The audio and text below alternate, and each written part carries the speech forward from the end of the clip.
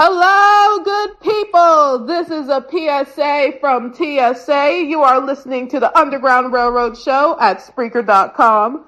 I am the great TSA with my assistant, That Ninja. I'm sorry for the lack of attendance. I was busy spiking faces and beating dad at dominoes. TSA out.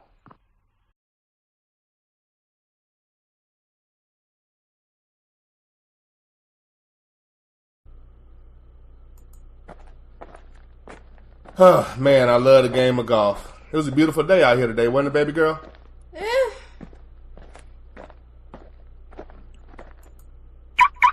You didn't think it was a nice day today? Well, I am sweating all over, so no, I didn't really think it was. Well, I mean, you got to drive the car. You got to drive the car, and it did have the hood on it, so it kept the sun off of you. Yeah, but it had no air conditioning. Well, okay, fair enough. So, we're going to get something to eat, right? Of course. Cool. And you're obviously paying, right? Always. Always.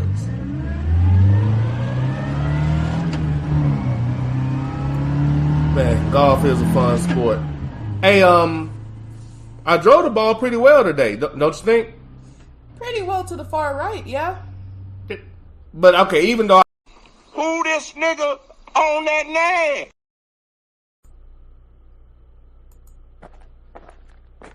Oh, man, I love the game of golf. It was a beautiful day out here today, wasn't it, baby girl?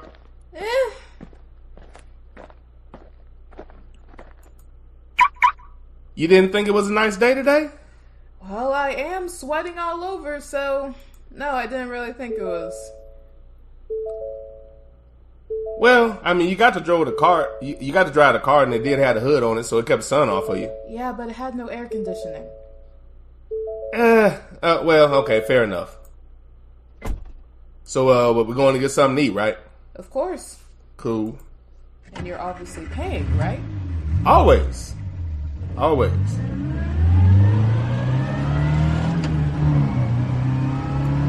Man, golf is a fun sport. Hey, I drove the ball pretty well today, don't you think? Pretty well to the far right, yeah?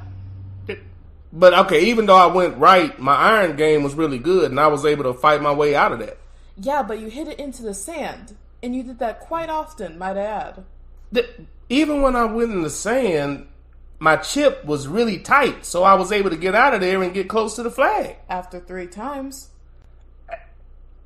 You have to admit, though, my putting game was really good, and it saved me a lot of the times from all of the bad hits I had out in the fairway. And it only took you 11 holes. Listen, until you get a good golfing game, I'm gonna keep giving you shit. I'm improving. I mean, since I've gotten started, haven't I got a lot better? Yes, you've gotten better since your injury. We don't have to talk about my shoulder, but I mean, that's another reason why it's coming along slowly, but, you know, I'm gonna get it. I'm gonna get it. Sure.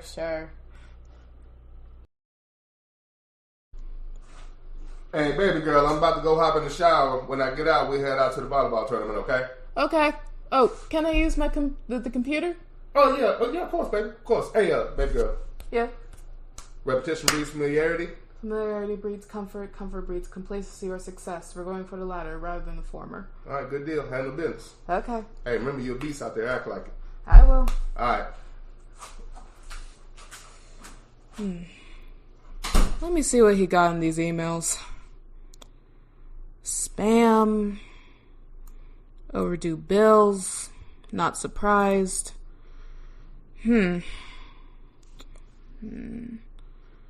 Fuck the police coming straight from the underground. Young nigga got it bad 'cause he's broke. What is this? Sarah? Linda? Becky? Amber? Amy? Molly? Ginger? Heather? Karen? Oh, hell no. We are not having this. No, I don't want no Pancake Tuesdays. Oh God, delete. No, I do not want your lemon bars, Karen. Ooh, my dad's gonna get... Do you have strong opinions and you're looking for a way to express them? Are you tired of carbon copy sports radio that infests the airwaves? Do you have creative concepts and ideas that you want to share with the world? Then this is not the commercial for you. This commercial is all about Kinko's University. That's right. Kinko's University gets you prepared for the podcasting world when you don't have the chops for it. If you're one of the many people looking to get into podcasting, but you just don't have the skill, Kinko's University is the university for you. I want to do a podcast, but where do I start? And what do I talk about? Kinko's University. Don't worry. Here at Kinko's University, the first thing we teach you about is OPP. That's right. Other people's perspective. So you can always have something to talk about, getting it from another source. Podcasting looks fun, but do I really have to do all that research and show prep? Kinko's University. Absolutely not. Here at Kinko's, we have classes like No Preparation 101, where we teach you to get around all of that pesky show prep because we know you don't have the time. I wonder what the best time slot is to get the most listeners. Kinko's University. Don't worry. Here at Kinko's, we have a class called Recycling Ideas 101, where you can find a time slot that works and just jump in that slot to try to make it happen for yourself. Kinko's University. I want to come up with new content and subject matter, but I'm not that creative. Kinko's University. You'll also take Regurgitation 101, which will help you come up with other people's subject matter that you can recycle and make your own. That's right, here at Kinko's, we teach you how to get around hard work, getting new wrinkles in your brain, and having to work hard at your craft. Come to Kinko's, where you can take these top courses with top teachers. Most people that go to Kinko's graduate with Kinko's degrees. That's right, as master copiers. Kinko's University, for the skilled impaired. Kinko's University is not a real university and is not accredited. You don't actually learn any skills. You just learn how to mimic people who have actual skill.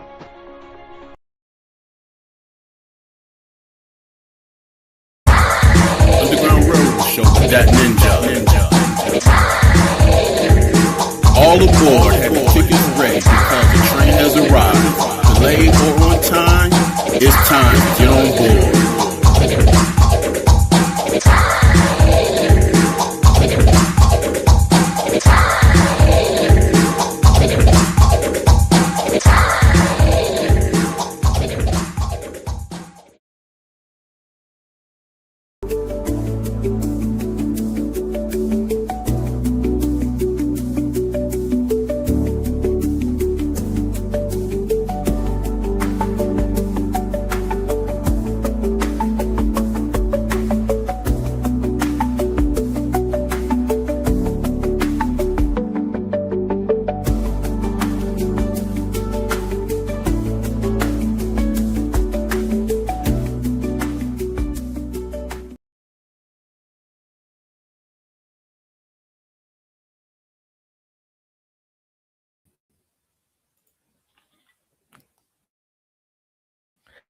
What's going on, fam? This is the Underground Railroad Show hosted by your boy, that ninja. Thank you for coming aboard, and I hope you are enjoying the ride thus far. Right off the bat, and first things first, my apologies for last week, and I didn't even give y'all the courtesy of some type of alert and or warning, so there's really no apology for that, but I'll apologize anyway. That motherfucker must have lost his goddamn mind. You must be on something. I can only say I'm sorry and move on. But, you know, life be life and all that good shit, all the excuses. So thank you for coming aboard, man. Truly appreciate it. Would have liked to gotten this off about an hour ago, but wasn't possible. So for the foreseeable future, I mean, it is what it is. All right, let's get into it. Part 3 of the Black Panther Party series featuring Fred Hampton. Okay, again, I didn't do a show last week. My apologies. I want to stay on schedule, so this is what I'm going to do. I'm going to do part 3 of the series today. Tomorrow I'm going to come back on same time, unless I manage to jump on a little bit earlier. But just to be on the safe side, let's say 6 Central. I'll come on again tomorrow, and I'm going to do Stokely Carmichael. That will complete the Black Panther Party series, at least for now.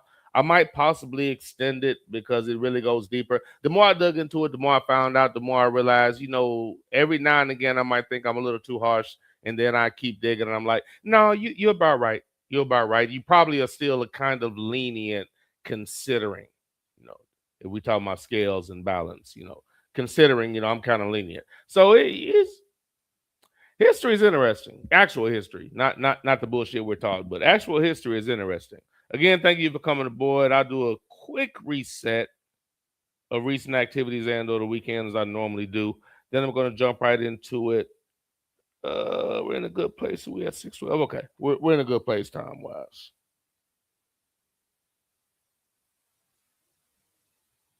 So via Huntsville, Alabama activities. Oh, wait a minute. That was wrong. My apologies. Via Huntsville, Alabama activities. This past Saturday, they had the Taste of Soul Festival. The Taste of Soul Festival. So essentially, what you imagine, ninja centric type deal, a lot of food trucks, merchants, t-shirts, trinkets, cigar cats that sell cigars, things of this nature. So I just get into it. Baby girl came home this weekend because one of her friends had a birthday. Their birthdays are kind of close together. So one of her good friends, probably one of her closest friends, I'd say at least in the top two, probably her closest friend. Matter of fact, I know that's her closest friend. So she came home and they both kind of did a little birthday activity and kicked it. And of course, I reserved a day. I sent her the information, asked her did she want to go to the Taste of Soul. She said absolutely. Got the ticket, so went into there Saturday. Right, nice little scene. That was at the amphitheater. I think a lot of cities have slow down, T. A lot of cities have amphitheaters. Those outside theaters. We have concerts. Different things. They do anything from concerts to classes to things like they had a Juneteenth festival there at one point. But this Taste of Soul thing was pretty cool. Now, before when I mentioned this place, I talked about the Juneteenth thing, and they didn't allow anybody to sell any type of liquid. Like, if you wanted anything to drink, it had to be from them. From what I could tell this time around, they allowed people to serve beverages if they wanted, but of course, they were the only people that allowed to sell alcohol. So me and baby girl walk in, nice crowd too. It was a good, nice little event, and it ended up being a really nice day. I expected it to be warm. Had a little cold front come through, so it was like high 60s, high or like low 70s, but a little bit of sun. So it was a perfect day. Everybody basically wearing sweatsuits. Something like it was almost exclusively some type of little sweatsuit type deal for most people. But it was one of those days, real nice weather. So we walk in. First thing you see once you walk in is about 4 or 5 food trucks got the first spot. You walk in some more, there are food trucks lined all up along the side. People selling merchandise. They had this little park area, sculptures to the side. They got the stadium area. There were live performers, groups singing old school. A good DJ, a host that had some personality. It was actually, saying some cool shit. It was a good time. It was a good time. I got to do better about informing people, but it was a good time. Me and baby girl enjoyed it. I saw that I ran across years ago and got a triple Maduro from him, and I did not get a card, and I didn't know how to get in contact with him after that. He had a triple Maduro for people to smoke cigars.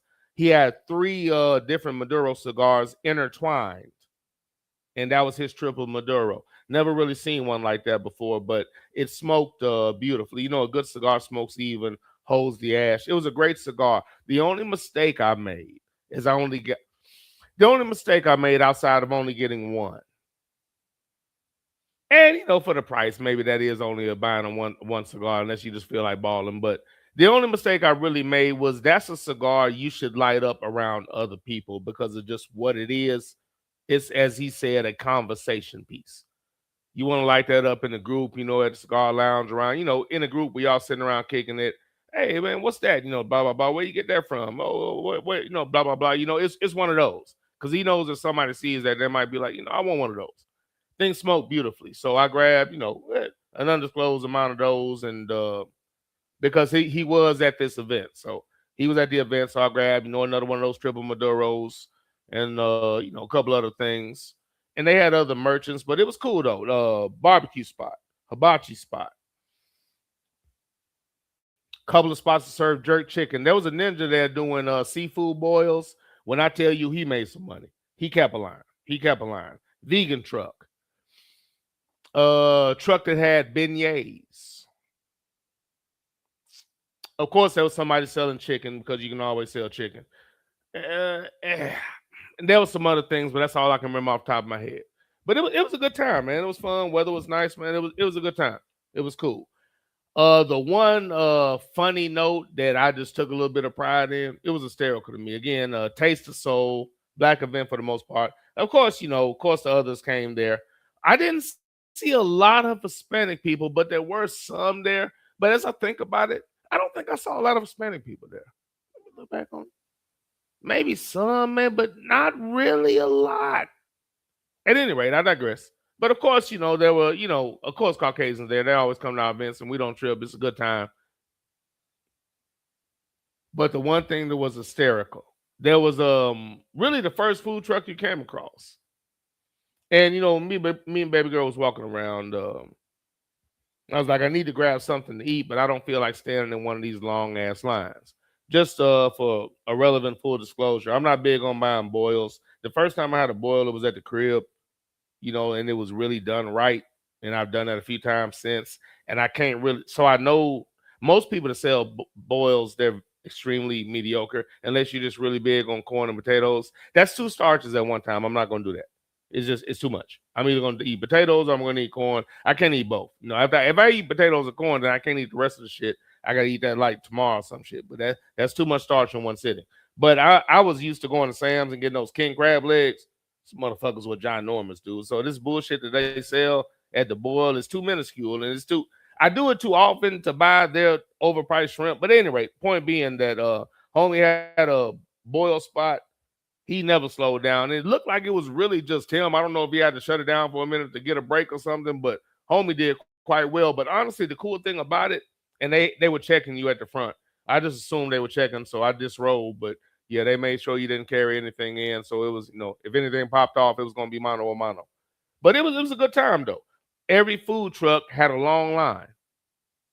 But there's a caveat. Every food truck had a long line. So everybody that was there, every vendor did quite well. Every single vendor. I know homie selling those cigars did well. There was another cat selling cigars to the side, and he probably did quite well as I'm assuming. That one food spot, it was in the corner, kind of away from everybody where vendors were, but people still found it.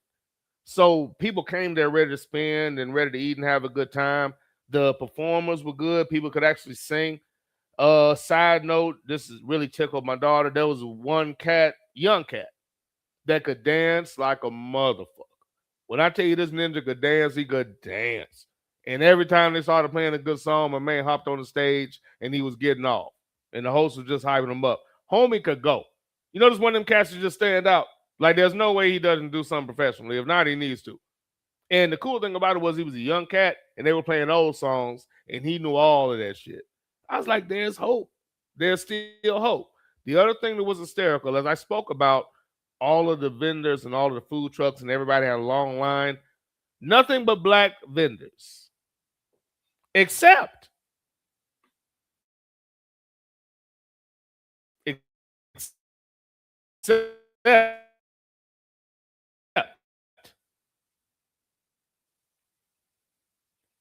there was one food truck, and I'm doubling up because I saw a quick pause. There was one food truck, because as I jumped off a story, as I normally do, me and baby girl are walking around, and I'm ready to grab a couple of drinks, get a cigar, sit around, enjoy the festivities, but I need to put something on my stomach. I needed to eat. So I was like, okay, let's grab something. She grabbed some beignets at the time, so she was good. I said, I need to grab something, but I did not feel like standing in one of those long-ass lines at the time. So I just want to grab something right quick. I saw one food truck, and there was nobody there. I said, there's nobody there. That could mean a couple of things. It could suck, or it could just be slow right now.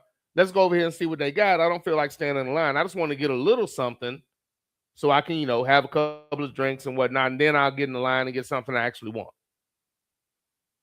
Went over there. As we walked, I said, man, I wonder why nobody's over there. We looked around, the barbecue line's long, the line for the hibachi's long, it's in the same area. I looked up and I said, oh shit.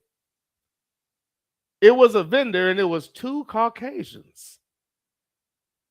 And in a moment of possibly involuntary solidarity, or maybe a lack of belief in their ability to cook, all of those ninjas, nobody bought any food from that cat. It was fucking hysterical. They just sat there with an empty ass. You know, I think I saw a tumbleweed go across the front of their food cart. Every other line was packed and nobody bought.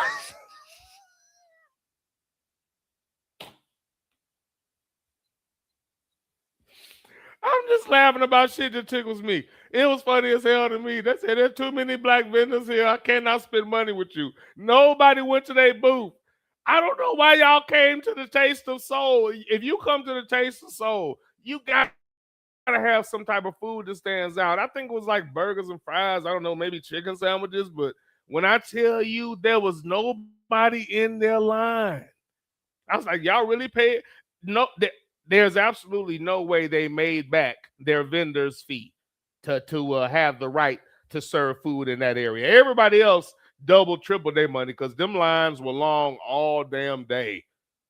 But homie's line was a ghost town with tumbleweeds across it. You must be on something. That was a bad business decision, sir. But it was hysterical to me. It was an odd sign of unity. It was an odd sign of unity, if you ask me. I found it to be truly amusing. I said, baby girl, look at that food truck. They don't got nothing going on. I looked, I said, oh. I said, you know why? She said, why? I said, look. I said, white vendors. And we both started laughing. And we got another line. But it was funny. It was funny. But it was hysterical to me. But they did not get patronized. So every food truck was busy. Except that one. Except that one. That could be a combination of things. They probably just... Why I don't think why take a chance on your food? There are too many other options. But you know, fight the good fight. Hang in there, whites. Hang in there, whites. Hang in there, whites.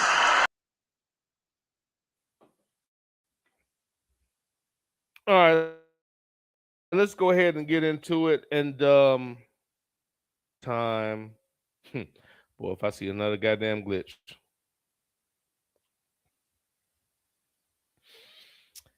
Okay.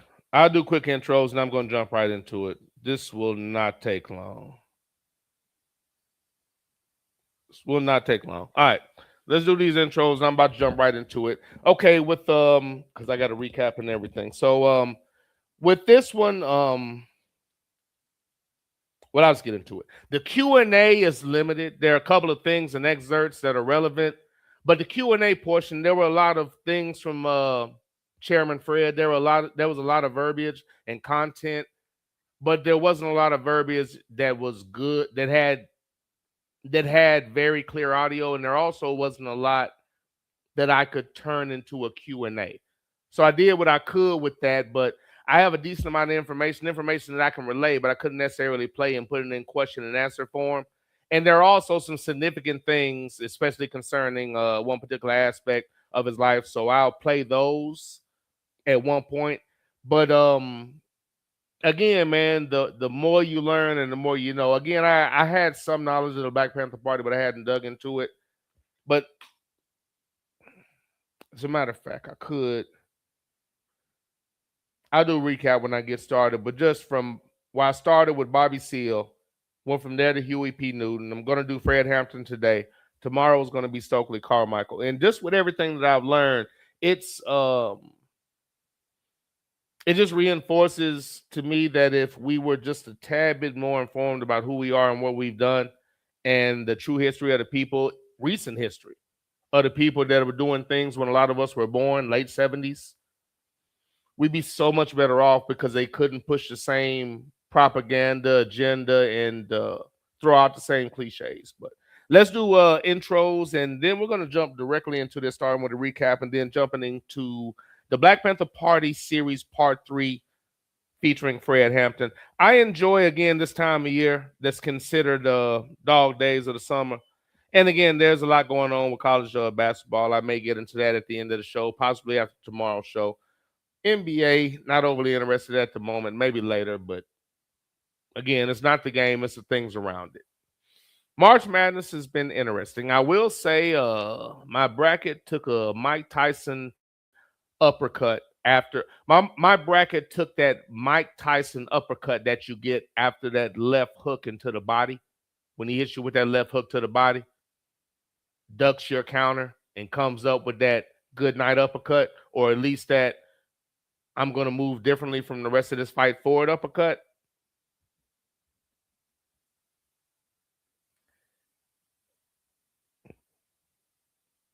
Things are real in that moment. Let me just say that. Things are real in that moment. Let's go ahead and do these intros. Let's do these intros. First man aboard the train, none other than Sluggo the motherfucking Hammer. Thank you for coming aboard, sir. Georgia State alumni, big time Atlanta Falcons fan. And again, I'm also a Falcons fan now, but after the end of the season, when they completely, for lack of a better term, deniggerized the team, I don't know how I feel about my decision. But again, the second choice that I had, they got rid of one of the main reasons that I wanted to go with that team, inexplicably without a real opportunity.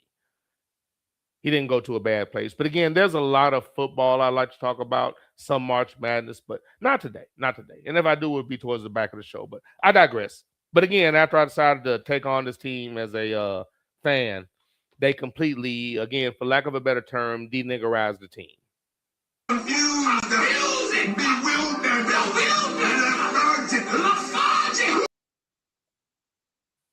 Extremely upsetting. Extremely upsetting. I digress. We have none other than Sluggo the motherfucking Hammer. Thank you for coming aboard, sir. And I hope you are enjoying the ride thus far. Again, the Black Panther Party Series Part 3 started with Bobby Seale, continue with Huey P. Newton. Today we are going to cover Fred Hampton. And I must say,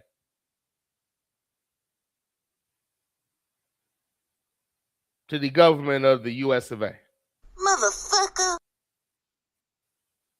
Motherfucker. They looked at Fred Hampton and had one thought. Who this nigga on that name? I digress. Coming aboard the train, a man that was here for my very first show via evidence in the chat room. We give you none other. Well, before I get there, coming aboard with his usual, atypical, and traditional. Good evening. Motherfucker. Motherfucker. We have none other than JBJ. Thank you for coming aboard, sir. Hope you are enjoying the ride thus far.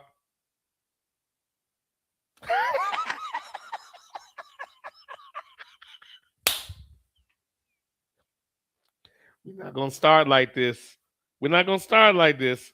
Sluggo said, Nick, you should have set up your booth of walking tacos. Okay, I'll do a quick reset. Nick is show folklore.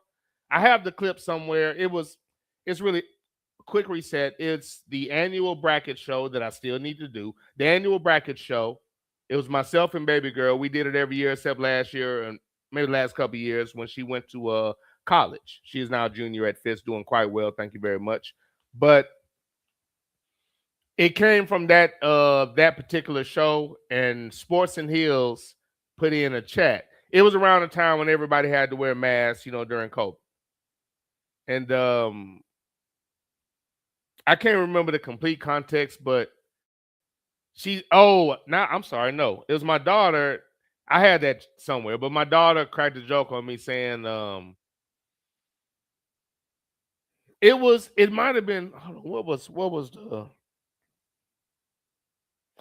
we were talking about the way we set up the bracket and saying that we're not going to do a bracket based on something that she's not familiar with, or the chat or what we were talking about was something she didn't know about. And I was like, you really don't have an opinion on this, do you? She said, no. She said, I said, yeah, because if you spoke on something you're not knowledgeable about, you would be acting in the ways of a colonizer. And she said, yeah, you're right. And I'm no colonizer. I don't have that nose. And I died laughing, and I had to clarify to everybody. No, I said, do you want to tell everybody why that's funny? She said, yeah, my dad has a white nose. And I said, whoa, I do not have a white nose. And she went on to say, yes, I do. And all of you took great amusement in that, and y'all went in the chat room and had fun with it. Sports News put in a chat that when I take down my mask, I'm ninja until I take down my mask, hence exposing my nose. And then I'm Nick. That's why he calls me Nick. That shit happened like 6-7 years ago. That was a long time ago. That was, my daughter was young when that happened. But that happened at least 5 years ago, if not longer. That's why he's calling me Nick. The Walking Tacos thing is because the family reunion that I hosted, I had one of the things I served on Friday night was walking tacos. Hey, listen, man, nothing's wrong with walking tacos on Friday, just, when you're sitting around kicking it. You know what I'm saying? It wasn't like the Great Rough Buff, R.I.P. The Great Rough Buff, they had such a huge budget. They did a seafood boil on Friday night, but they charged, like, man, $100 for kids and $200 for adults or something like that, he told me. And then he told me about the ridiculous amount of people they had in their family. Man, I can't imagine what you could do with that budget. So, like Rough Buff described them having an entire floor of a hotel, like in Florida at a beach. And they had the whole floor. You know what I'm saying? So, I mean, that was a different vibe. But, but I'm just clarifying, that's where that joke comes from. Trust me, it's hysterical. At any rate, we got Chef McFeezy on the train. What's going on, Chef McFeezy? Thank you for coming aboard, sir. Big time Steelers fan. A lot of things I have to say about them. But again, that'll be a football episode. Sluggo said your green bean casserole would have been a hit. Wow. This is what we're doing, Sluggo. Sluggo said they left the Venus. They left the venue saying black folks are racist for not buying their unseasoned. Their unseasoned food. Hey, man, it was really funny that nobody went there. Nobody went there. It was hysterical to me. McFeezy said, "Ninja talking round ball." Sir. I will not today, but I will discuss round ball when I'm not on this subject matter. If I get through this and we have time, and I don't anticipate it, but if I have time, yeah, I'll definitely do that. Definitely. But Ninja talking round ball, don't slow down. Hey, slow down. Watch your speed. McFeezy, Ninja talking round ball. Won't he do it? Won't he do it? Won't he fight your battles? Won't he make your enemies your footstool? Won't he give you joy and sorrow? Won't he give you hope for tomorrow? Won't he dry your tears? Won't he, won't he, won't he, won't he, won't he? Won't he, won't he, won't he, won't he, won't he? McFeezy. No, from Sluggo. In February, we crossed 20 years as season ticket holders. It's been a long, tough ride, to say the least. Sluggo has been a loyal Falcon fan for 20 years. 20 años. Not only that, 20 years as a season ticket holder. So that means he was a fan probably longer than that. That is a long, tough road, sir. McFeezy said, Falcons equals fans always looking and counting on next season. That is brilliant and so fucked up. Once again, McFeezy saying Falcons stands for, this is so wrong, fans always looking and counting on next season. Wow, Mac.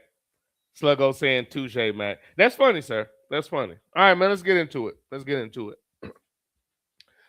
recap, I started out with Bobby Seale. I started out with Huey P. Newton, and what I found out is that the Black Panther Party was something founded for the people, something that they talked to the people about what they wanted to do. The Black Panther Party did nothing other than try to actually advance Black people other than puppet organizations like the NAACP, but I digress. The only thing they try to do is advance Black people from a political aspect, doing it within the framework of the system set up by the colonizers that they had a problem with. The only reason and the only rationale for them carrying weapons is that they were under attack. because the country, the government, literally attacked the Black Panthers for nothing other than providing for Black people. J. Edgar Hoover actually said the breakfast programs, the free lunch programs, and the free breakfast programs were one of the biggest problems, and it's something that they had to stop. Because if you can feed a people, you can lead a people.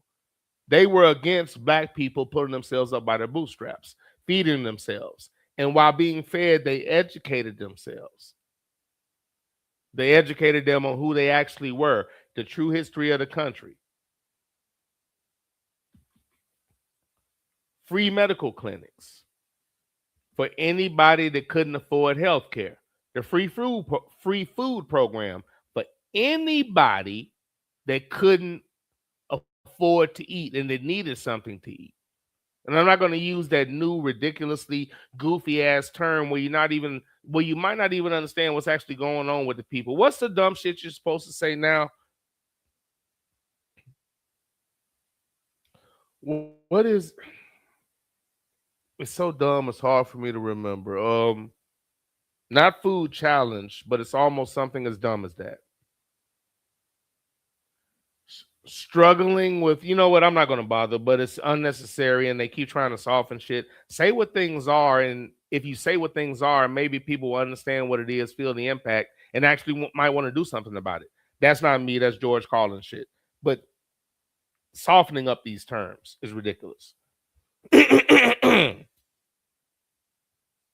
But I discovered that the Black Panthers were nothing more than an organization that was lifting up and helping Black people because we needed that in a country where we're literally being hunted, where we're the victim of a predator known as the U.S. government. Everybody else that comes here, when people do this false equivalence comparison, you don't factor in that none of those other people had to deal with the fact that the government hates them. There is documented evidence that the government hates us, and any group that has ever tried to do anything for us, they sabotaged it, calling it communism or terrorism and a threat to their way of life. You really have to listen to a threat to their way of life, and their way of life is keeping ninjas and or the majority of ninjas in an area where they feel they should be, unless they submit their soul and their very core and well-being to the way that they feel that they should be. So I discovered that every group and every person that has tried to uplift Black people in the system created by the people that stole the country were opposed by the country. And then they rewrote history and tell you you need to pull yourselves up by your bootstraps, and everybody had the same opportunity. Everybody that came to this country received an economic floor. They gave us no economic floor after we were so-called freed. They did not free us. We freed ourselves because if they didn't do it, we were just going to fucking kill them anyway. Might have been better if they didn't give us this fake bullshit about freedom and they just found another way to impose their will with slave laws. I digress. That's not what we're talking about today. Point is that every single situation when we were doing for ourselves, there was immediate government interference. Because if you're governed by the people that brought you here and that hate you, there's no way they're ever going to be impartial. If the Jewish people were under the rule of the Germans, shit wouldn't be rosy like it is right now.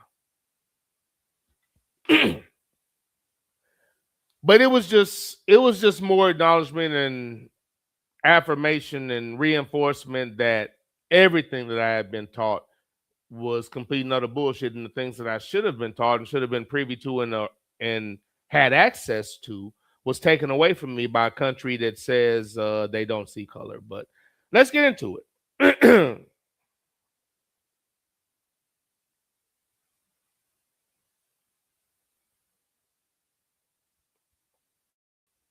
Sluggo said, not to mention the crossing guards at schools protecting kids.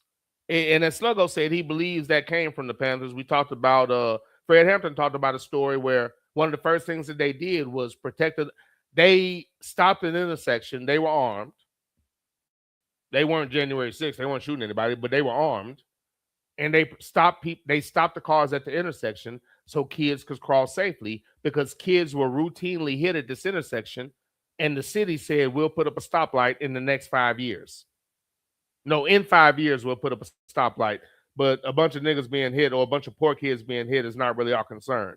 When the Panthers started protecting that intersection, the police came and started acting as crossing guards and allowing the kids to go, because we're not going to let these niggas, we're not going to let y'all do it and have that image. Now we'll pretend to be decent.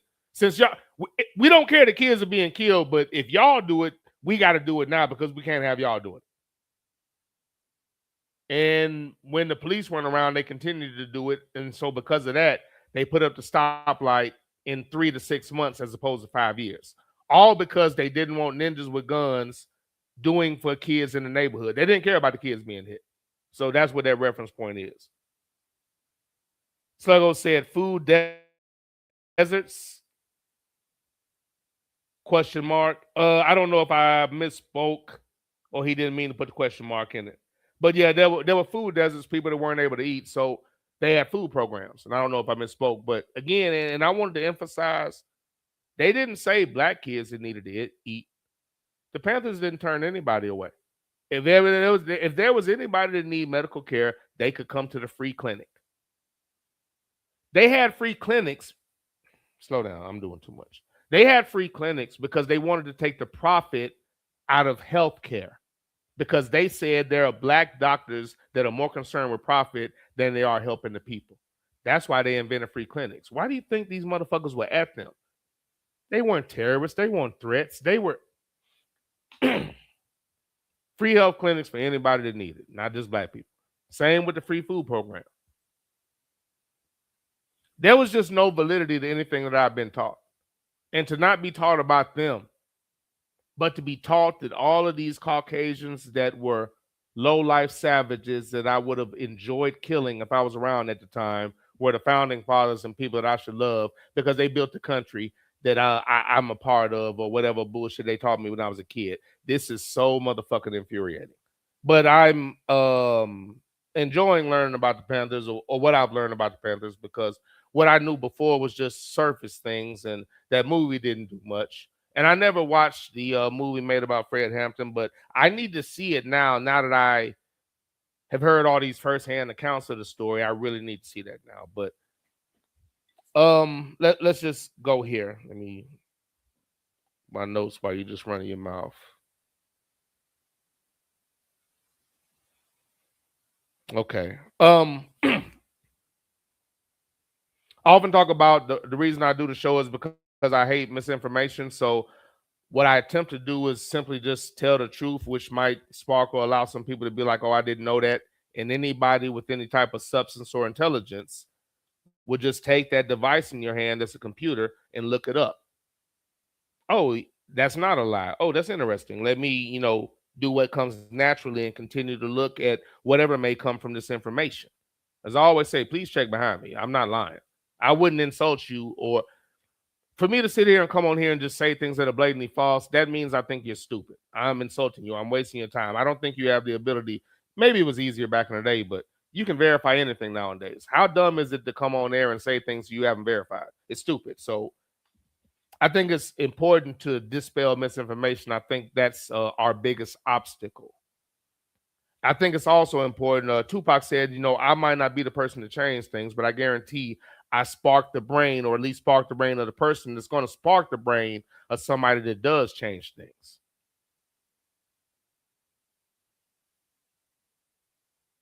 If you don't see it, you'll never get to be it. There are so many little phrases. I think it's necessary for the truth to be spoken. Marcus Garvey, when I did some on Marcus Garvey and I studied him, Garveyism and the Garveyites, which was everybody that followed Marcus Garvey, who promoted Black independence, who created something that wasn't sponsored by America, so it wasn't sanctioned. The first FBI agents ever hired were to infiltrate Marcus Garvey's organization and sabotage it, which they did a good job of doing with misinformation, sending letters to people claiming to be Marcus Garvey, claiming to be this person, creating discourse, sabotaging the ships he got to create commerce and trade between Black people in Africa. That would have changed things. Imagine where we'd be now.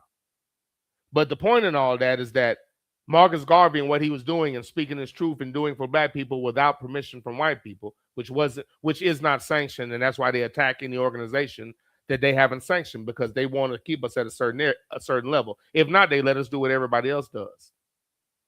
Point being that Marcus Garvey inspired the parents of Malcolm X. They were Garveyites. That influenced Malcolm X because of what his parents stood for and the things that he saw growing up. Malcolm X, taught by Elijah Muhammad, influenced Fred Hampton and Bobby Seale. Bobby Seale and Fred Hampton. I'm sorry. Bobby Seale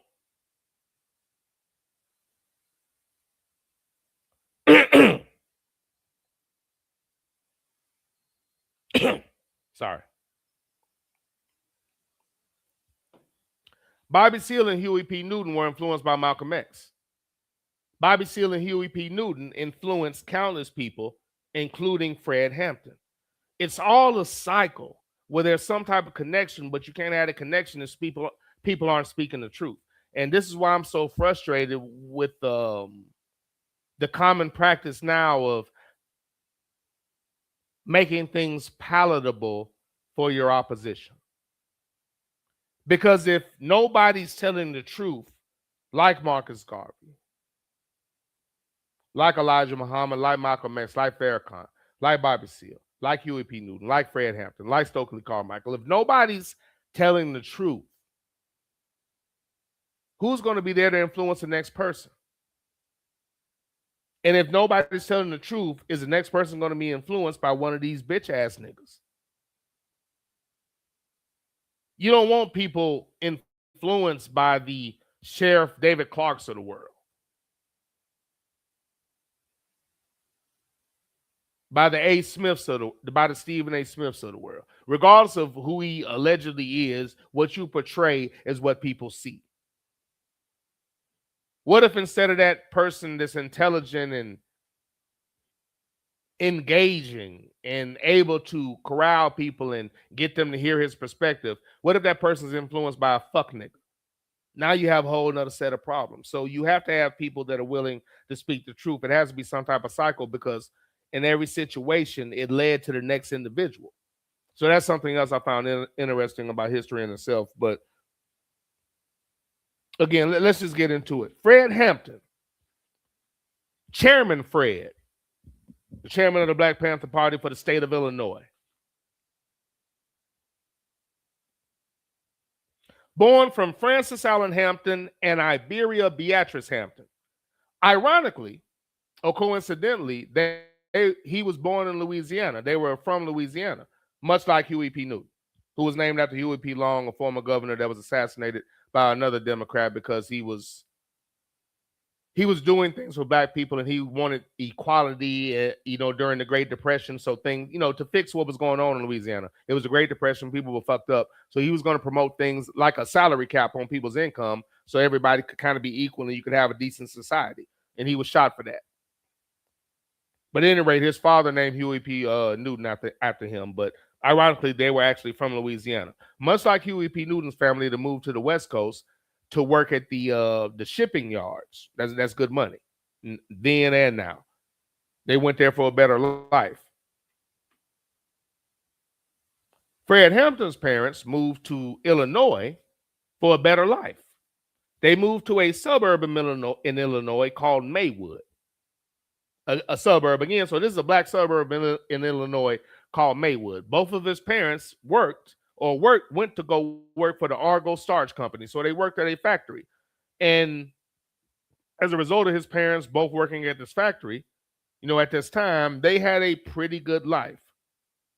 So I think it's notable to note that Fred Hampton grew up in what will be considered a privileged lifestyle, today or then. But in that time, he grew up in a privileged lifestyle. He was not a have-not. He was a had. He was living well. And that will be elaborated on a little bit later in the story. But I think that's important to note. He was in a position where he could have turned a blind eye, which is a common practice nowadays. There was not a lot of information on his father, no matter how much I dug. I only found out, that him and his wife moved there, and I know when he died. I have a little bit more on his mother that'll come into play a little bit later, but I will give one note along the lines of there being a lineage and things relating. And we talk about how people, when you grow up, everybody's a zero-sum proposition of their life's experiences, zero-sum proposition of your life's experiences. So you're affected by what you see growing up and who you're around and, who downloads their information on you. The mother of Fred Hampton, Iberia, used to babysit Emmett Till. So Fred Hampton's mother actually used to babysit Emmett Till. If Emmett Till was around the time that was alive around the time that Fred Hampton became notable, he would have been about 23 to 25 years old. If you're talking about the beginning of Fred Hampton's notoriety around 19 or so, about 23 years old. His mother used to babysit Emmett Till. So there was a connection when Emmett Till was killed by a bunch of ignorant, worthless ingrates that should have been hung up by their legs, chopped into pieces, and set on fire for the world to see. It was thought of as, I think Dave Chappelle characterized it as premium fuel for the civil rights movement. Now, and of course, she left the casket open because she wanted the world to see what they did to her son.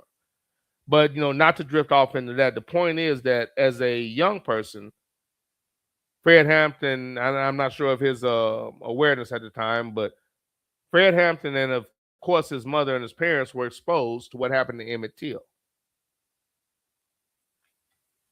which helped to foster, his thought process and the way he was raised throughout his youth. I'm sure that had an impact. So I found it interesting that his mother actually used to babysit Emmett Till. And again, I thought it very notable that Fred Hampton grew up in the suburbs, so he had a pretty good life. I think that's notable, and we'll elaborate on that just a tad bit later. This is the Underground Railroad Show, hosted by your boy, Ed Ninja. The Black Panther series, Part 3, featuring the great Fred Hampton.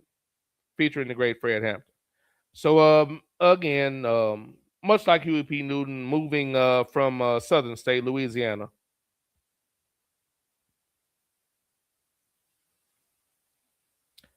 to have a better life in Illinois, which they actually achieved. They did achieve by working at the Argo Starch Company. And again, I think it's notable that Fred Hampton grew up kind of nice. Let's just keep that in mind. And again, the connection with his mother being a former babysitter of Emmett Till, which means she was friends with his mother, familiar with the family, and obviously affected by the savagery that is one of the very few traditions that this country holds on to dearly: the mistreatment of Black people and the denial of it.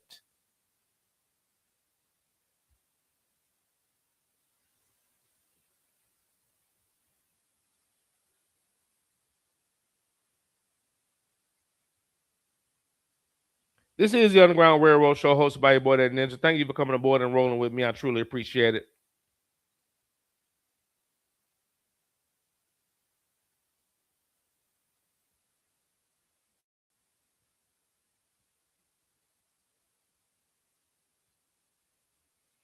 Fred Hampton's early life.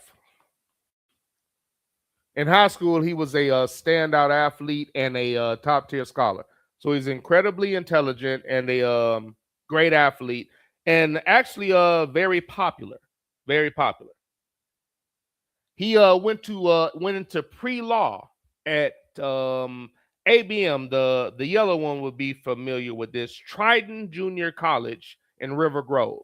The only reason I've heard about Triton is because Corey Holcomb went to play basketball at Triton. He had a scholarship at Triton. That's the only reason I've even heard of the school. But Fred Hampton went to Triton studying pre-law.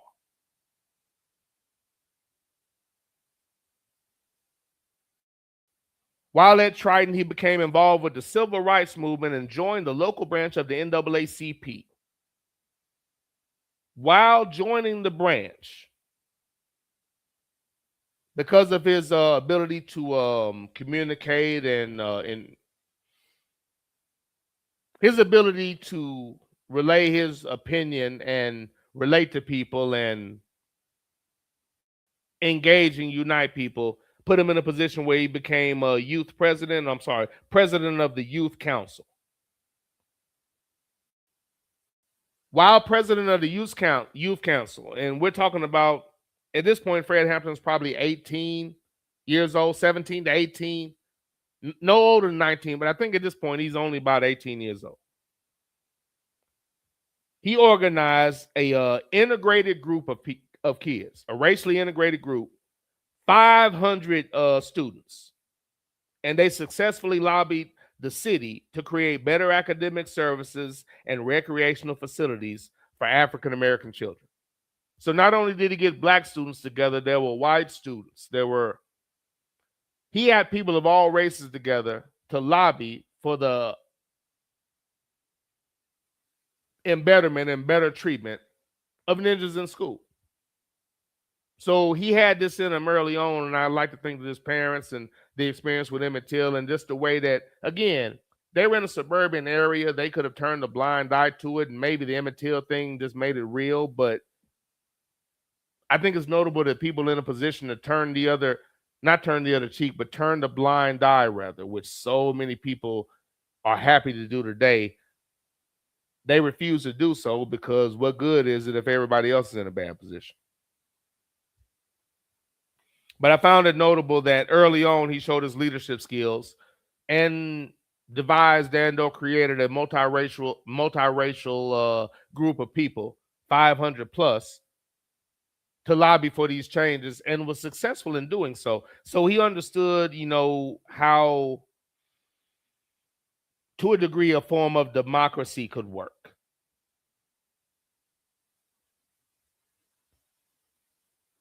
In 1968, and I believe at this point, I know he's 19, is when Fred Hampton joined the Black Panther Party.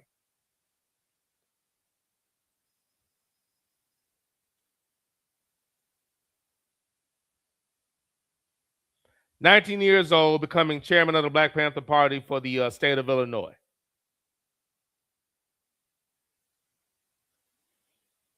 And I did hear about this. I can't remember when I first heard about this, but I did hear about this. The original Rainbow Coalition, the whole rainbow thing, it was actually something that Fred Hampton created. And I think maybe Jesse Jackson piggybacked, or maybe it was around the same time.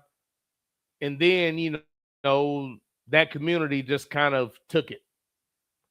But the original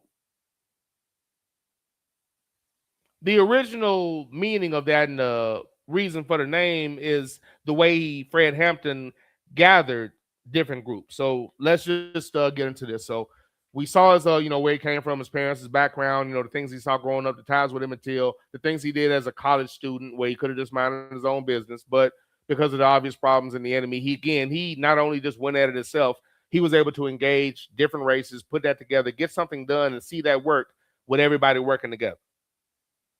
So when he joined the Black Panthers, one of the things that he did as a 19-year-old, maybe in his early 20s, the Rainbow Coalition was because he organized the Black Panthers, the Young Patriots, which were white Southerners, the Young Lords, which were Puerto Ricans, and an alliance amongst Chicago street gangs.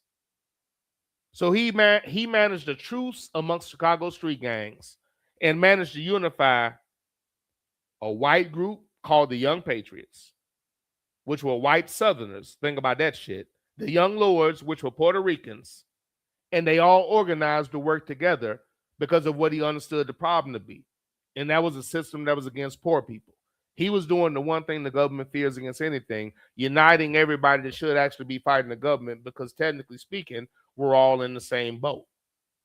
Even though there is a history and there are things that cannot be just talked away or dismissed, but that's not where we're at right now. But I think it's notable that, again, the original Rainbow Coalition was what Fred Hampton did by uniting these groups and organizing the gang truce so we can work on the real problem, which is the policies that are against us and these pigs. So I found that notable about Fred Hampton. And again, This is a 17. This man only lived to be 21. And he started doing all these things at the age of, I want to say 17, no later than 18. What this man did in less than 5 years. Absolutely incredible. And again, we'll get there when we'll get there. We'll get there.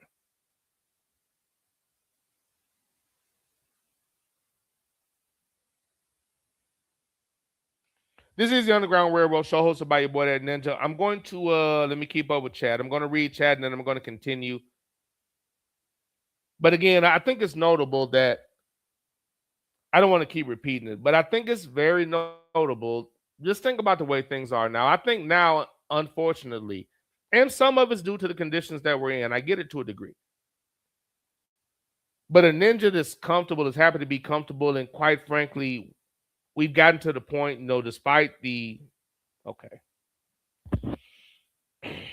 despite the contradictions to Christian values, a lot of ninjas that are in a good position are more than happy to say, fuck everybody else as long as I'm good.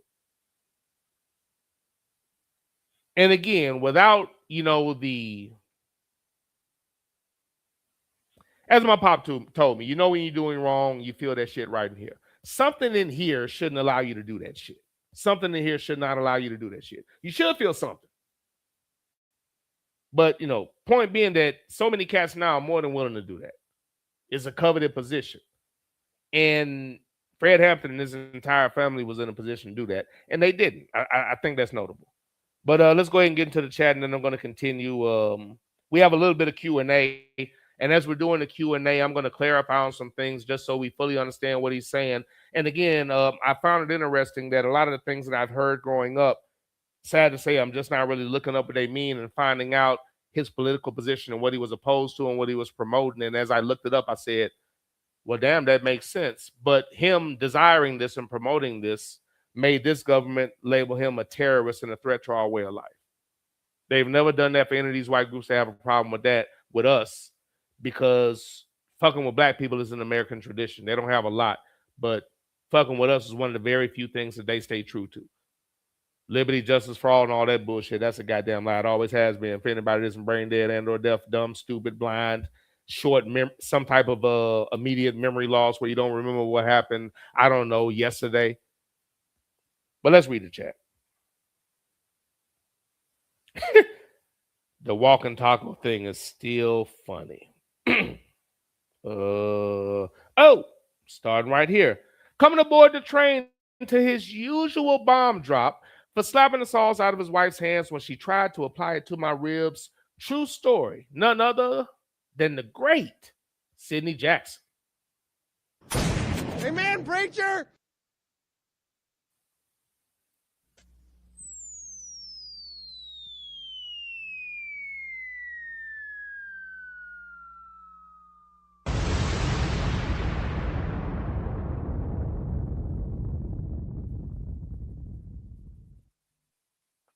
Okay, see one thing I'm slipping on. The great Sidney Jackson, thank you for coming aboard, sir. Let me fix something. Because we're talking about the great Fred Hampton.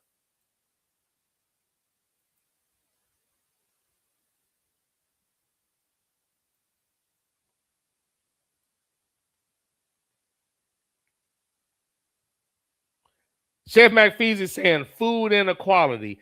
McFeezy, it's something like that, but it's even dumber. It's even dumber than that. Gabriel Iglesias was talking about it in one of his stand-ups. It's even dumber than food inequality, but it's something almost as dumb as that. But I don't like when, if I have to think about what you're describing, you're taking all the meaning and all the pain out of the words. And being a black man in America, I can't relate to complaints about verbiage. You can ignore physical shit that we're dealing with, but you want to be sensitive about verbiage depending on who the verbiage is directed towards. I digress. Sluggo said, God forbid you have the wherewithal to defend yourself or your people. They will find a way to burst into your house in the wee hours of the morning and kill you while you're in bed with your pregnant wife. And again, I don't want to get there too quickly, but Preach Sluggo and America's motto is and has always been.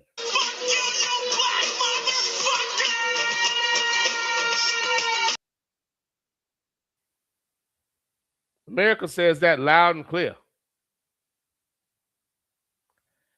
There's just, boy, I tell you that. Looking at this and digging into it and finding a few things finally that, after so much, I was like, oh shit, here's what I was looking for. I could only come to one conclusion, that America has one motto that holds true above all else. I hate niggas, bro. I hate niggas, bro.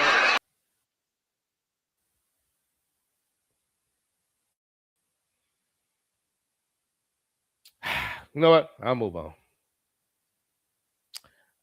That's still not enough. But yeah. And again, to reinforce this, after researching this,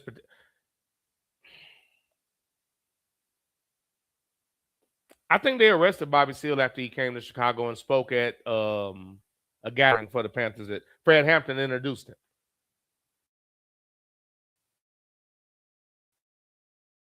White reporter reported that, and I'll get into that they had about 16 pieces of duct tape on his mouth, had his hands tied or handcuffed to like his thighs,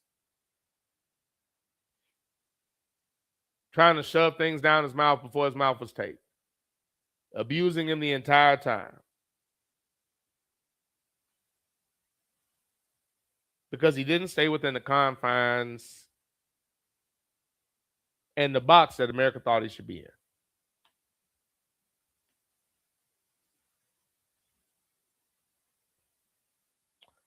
But everything I learned about the Fred Hampton story, for lack of a better word, just reinforces this soundbite.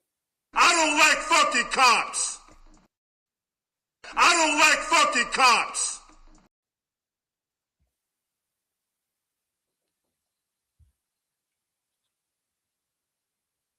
J. Edgar Hoover. You will be discarded in the prisons of hell. I digress. And I didn't see this before I said it. Sluggo said the Panthers were a true rainbow coalition. I wouldn't be surprised if the late Jesse Jackson patterned his program based on what the Panthers were doing.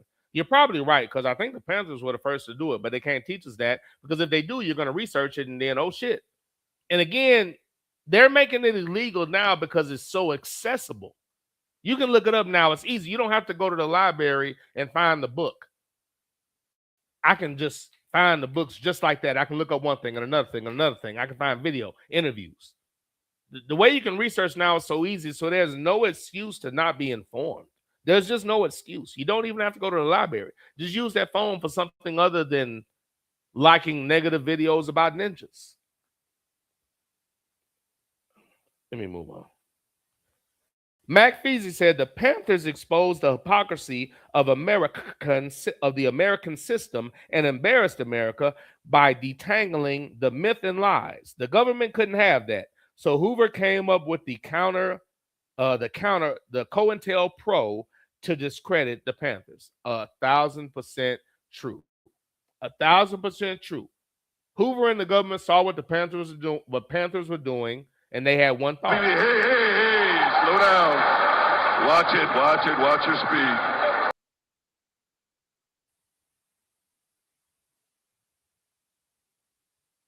And they channeled their inner ancestral spirit and thought to themselves, I hate niggas, bro. I hate niggas, bro. And they continued to act in the ways that they've always acted.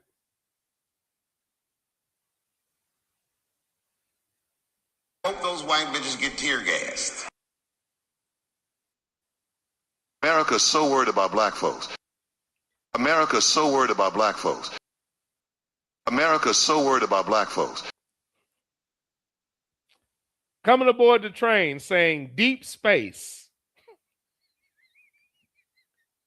We have none other than the yellow one, Dr. J. Julius Irvin, Ron from a different world, Bird from Bird and the Midnight Falcons. We have none other than ABM on the train. What's going on, sir? Thank you for coming aboard, and I hope you are enjoying the ride thus far. Sluggo said, yep, Mac, exposing America's hypocrisy was always on the forefront. Mac Feezy said, notice that when black people stand united, the government deems us as domestic terrorists. Let's read that again. Notice that when black people stand united, the government deems us as domestic terrorists. Thank you for saying that. Thank you for saying that. That's very important. And let me go ahead and give you one of these.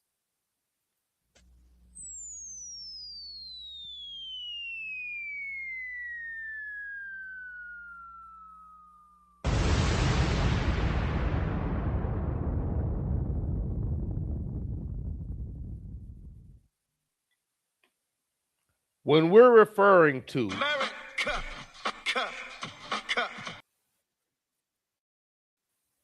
there's some things you need to make sure that you mention when you're discussing.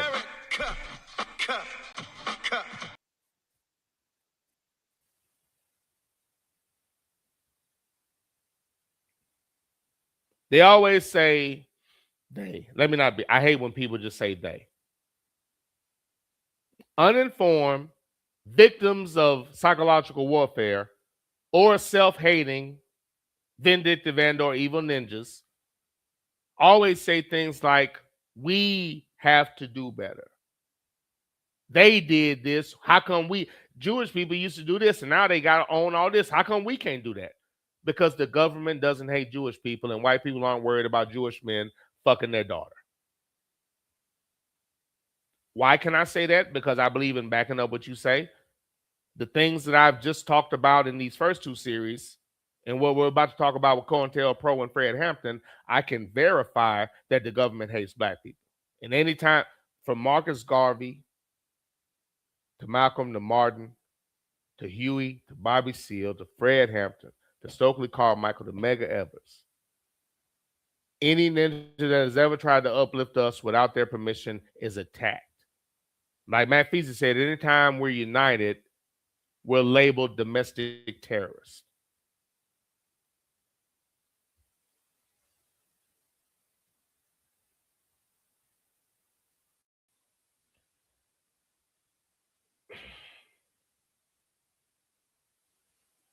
I think if you're knowledgeable about the history, you won't be, because if you don't know the history, the only thing left to do is blame yourself.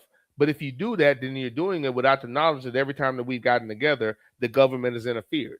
Who else do they do that to? And it's not a goddamn excuse to bring that up. It's knowledgeable, because if you don't know your history, you're doing to repeat it. So the next time we get together to do anything, you're going to understand the government is going to interfere because they're fucked up like that. And if you don't know that, you're not prepared for all of their bullshit, it's going to fall apart again. So to not mention it is unintelligent, because you're only doing it at the behest of the problem. And that is not your narrative. If you research, that's why I say don't get taught, learn.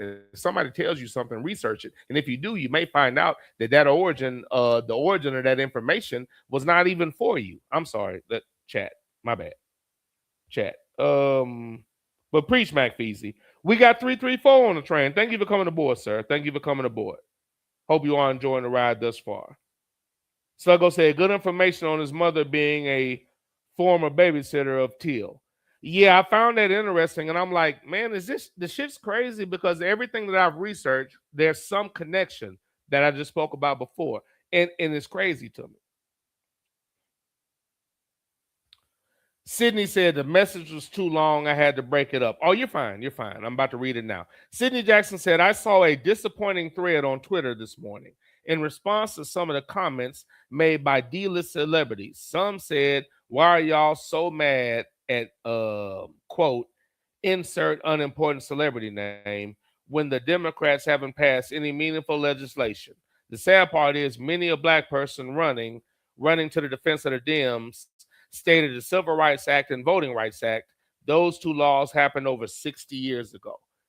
Again, Sidney preached, you're speaking about something that's 60 years old. And on top of that, Bobby Seale said The Civil Rights Act was half of a victory. The Civil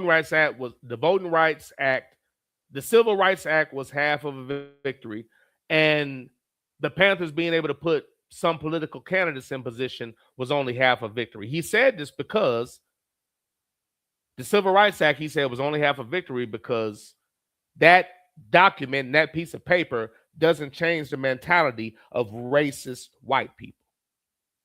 He said that in the goddamn 60s. And I've said that just based on common sense. Laws passed in dumbass discussions, and in some cases, it's just being misinformed. In some cases, it's psychological warfare, the result of that. In some cases, it's a slow IV drip of misinformation that you get that throws your brain off. But in some cases, it's willful ignorance. Let me say that again. In some cases, it's willful ignorance when you don't address the actual issue when talking about our issues. When you're talking about a problem and you're not addressing the actual issue. You don't change the mentality of these people through voting. They're still raised fucked up. And a vote isn't going to change a bunch of people that were raised fucked up and they got a fucked up sense of morality. And again, I can say this because of the actions. I don't have to make up anything. I don't have to yell over anybody. I don't have to lie. I don't have to misrepresent myself or anybody that I'm talking to in the chat room to make myself look better in the moment. I can calmly tell facts and back up everything I'm saying. And that's all I ask of anybody that has an opinion. But most people won't dig into that. And when it becomes time to hold the people accountable that needs to be held accountable, you find a way to bring them back around and talk about yourself. And that is a white narrative. Sydney's second part. Surely if the Dems are so great to us, these folks should have been able to name something that has happened more recently than 60 years ago. How about that? If you're going to be stomped down for the Democratic Party and the only thing you can talk about is the Civil Rights Act and the Voting Act, something that happened 60 fucking years ago, what are you talking about? That is the American way. Slow, disrespectful, bullshit progress that makes us comfortable. And if you complain, we'll accuse you of being what we are and what we have no intention of changing. And the verbiage might not make them change, but you're not going to make them change by acquiescing, bending over, capitulating, and turning a blind eye to their bullshit. That's not going to help. Not at all. Sluggo said Fred Hampton was a true galvanizer of people. He was going to be a real problem for the uneducated, dumb whites who solely relied on propaganda as their primary weapon. I just can't short y'all. I can't short y'all. I can't. Preach.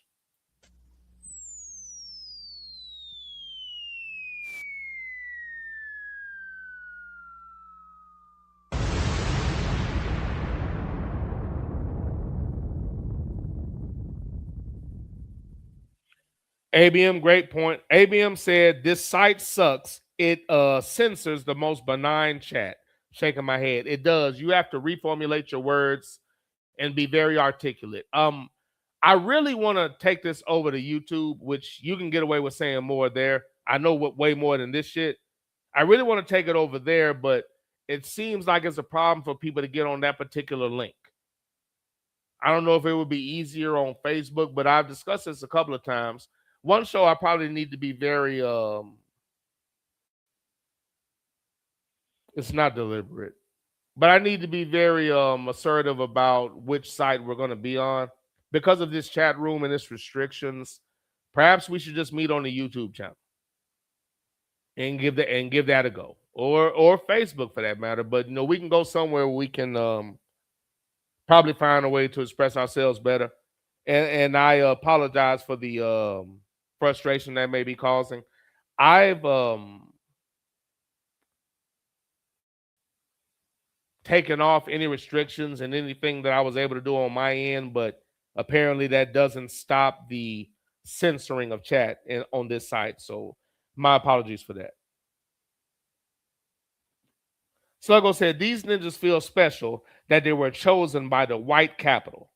Sadly, they use their wealth to chase skirts and or boy bussy. Once again, these ninjas feel special that they were chosen by the white capital. Sadly, they use their wealth to chase skirts and/or boy bussy. Preach, sir. Amen, preacher. Who raised you? Who raised you? Facts, sir. Facts. And it's a normal occurrence at this point. It's a coveted position at this point. What the fuck is wrong with you? What the fuck is wrong with you? ABM said, Bulls waved Jaden Ivey for comments about the confectionery sugar people. Let's see if that gets through this sensitive chat police. That is absolutely crazy. I'll address that after the fact, but again, you can do whatever you want to a ninja, and America ignores it. And everybody that claims to be a good human being, and at any rate, they ignore it because they don't give a goddamn. But verbiage against moist people, verbiage against Caucasians, verbiage against alleged Jews draws criticism. Ninjas being harassed, shot, wrongfully jailed, wrongfully accused, lied on, having their character assassinated. When you're dealing with a group of people that don't give a goddamn about you and have a natural hate for you when you don't behave in a manner that they feel is efficient, why would it ever be corrected? And again, for the people it doesn't apply to, then I'm not talking to you. But you can't deny that those people exist.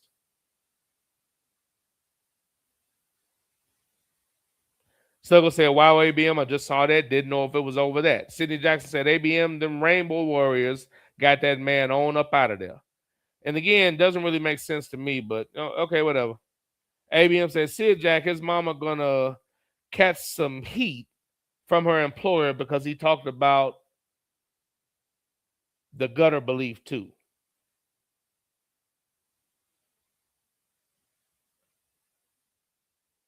Sidney said, damn dumbass boy gonna get his mama fired. I'm not sure what the hell they talking about right there. JBJ, you know what's funny? The funny thing about it is, I was thinking about Andor about to play that soundbite, and you asked for it, so now it's justified. But thank you for being on point and being. You hear you? I hear you.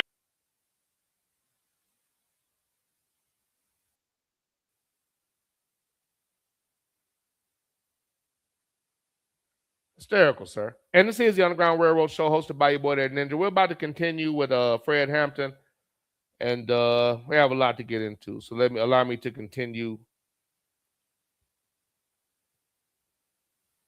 But before I do, JBJ said, white people have never been clean. Not now, not ever. White people have never been clean. Not now, not ever.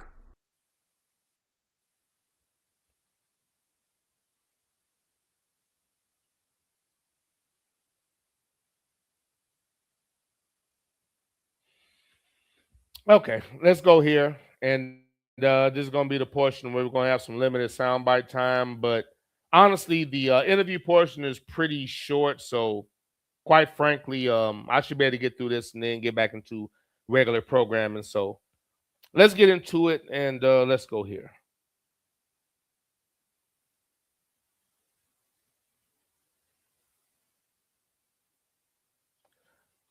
Chairman Fred often said, I'm a revolutionary. Just to be clear, a revolutionary is an individual advocating or participating in radical fundamental change, typically in political, social, or technological systems. These figures are defined by their rebellious, idealistic, and often influential nature. So a revolutionary is nothing more than somebody promoting radical and fundamental change. And that is a proper description because radical and fundamental change is necessary when you're dealing with a group of people that hate you, won't admit that they hate you, but continue to perpetrate acts against you that show the hate. And any time that opposition has formed that wasn't presented in a package that they approved of, you're met with the full weight of this psychotic and unbathed government.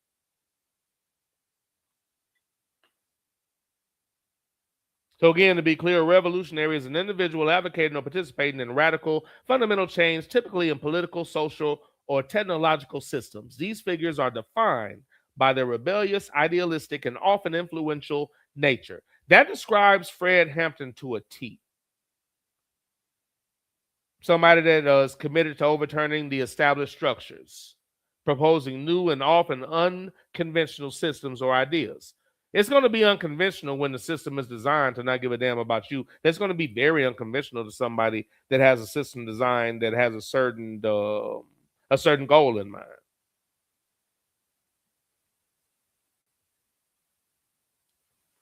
Being engaged in active resistance or promotion of rapid systematic change. That is absolutely Fred Hampton.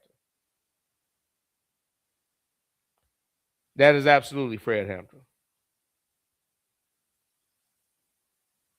Focused on altering social structures, values, or norms. I think all of this describes Fred Hampton and what he was trying to do. He was absolutely a revolutionary.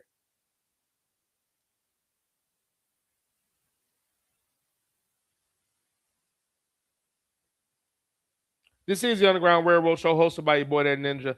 Let's get into a short Q&A with Chairman Fred because of the way that his audio was structured, and there was some audio where he was speaking with news people, but the entire time they were trying to get him to speak negatively about another black group and kept asking him to reshoot and redo the question so they could edit it a certain way. And he was so intelligent, he wouldn't allow them to do it. He continued to elaborate on everything he had to say, which never allowed them to edit it the way they wanted it to make it look a certain way. So the media was trying their best to create a conflict between black groups instead of focusing on the issue. But again, that was just one aspect. Because there's a relevant point to the media that I want to get into, but allow me to continue. Let's go here.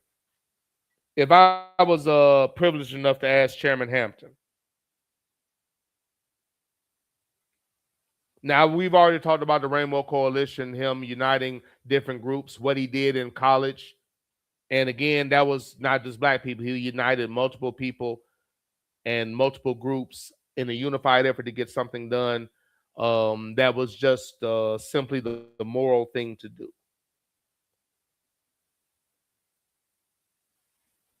So with that information, this is kind of a dumb question to a degree, but I'll ask anyway.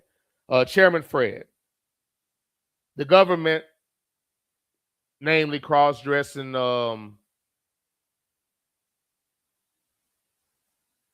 orifice lubricating J. Edgar Hoover, has accused the Black Panther Party of being a racist organization. What do you have to say to that? We're not a racist organization because we understand that racism is an excuse used for capitalism. And we know that racism is a byproduct of capitalism.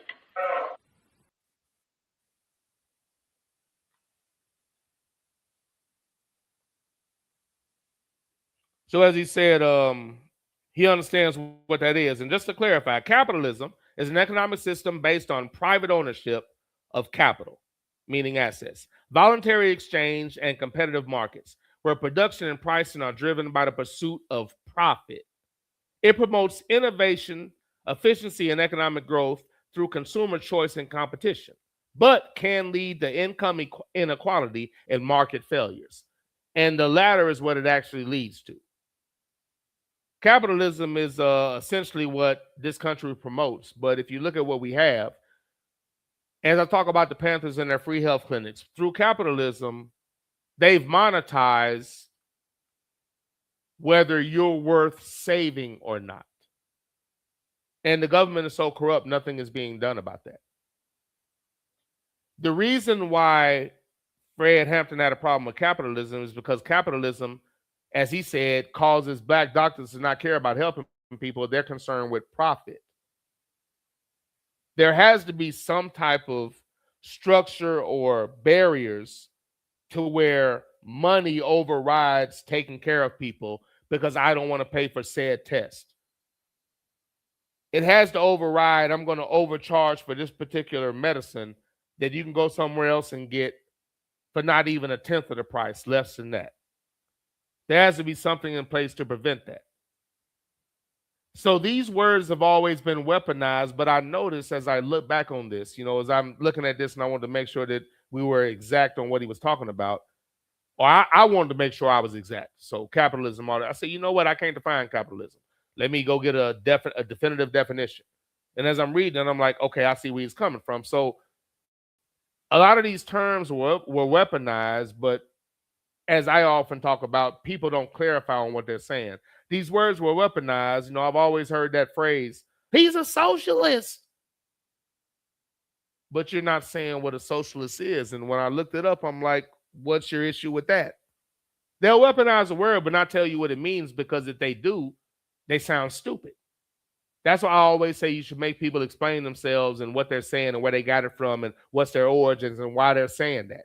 Because if they can't tell you that, it's not their original thought, and they're speaking out of nothing more than ignorance. And out of respect for yourself, you shouldn't listen.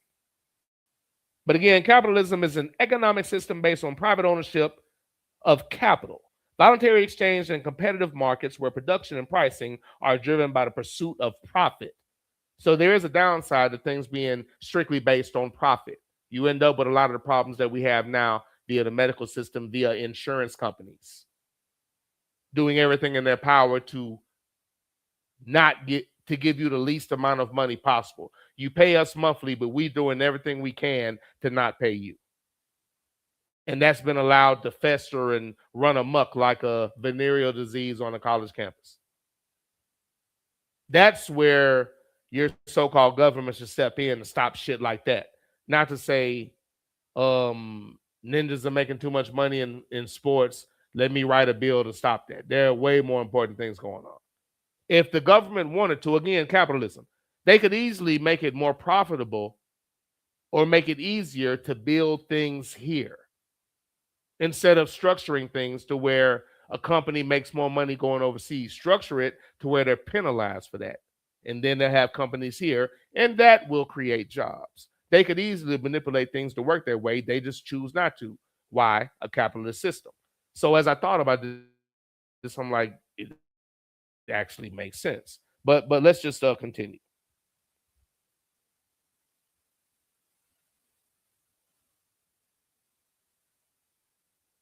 And along the lines of being accused of being a racist organization, if you had to clarify, just short answer, if you would, Chairman Fred, who would you say is the enemy of the party? We don't hate the motherfucking white people. We hate the oppressor, whether he be white, black, brown, or yellow. We gonna fight.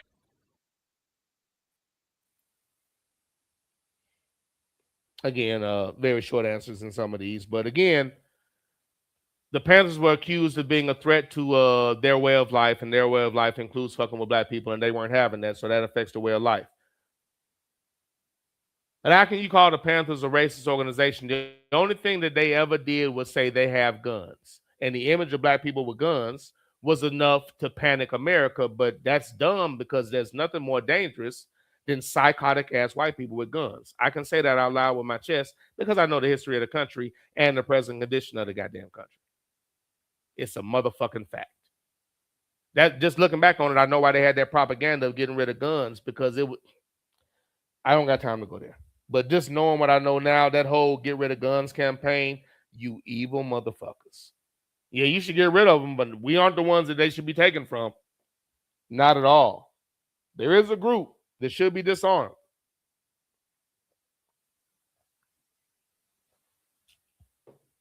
It's not us. We should have all the guns in the world. We're in a hostile environment.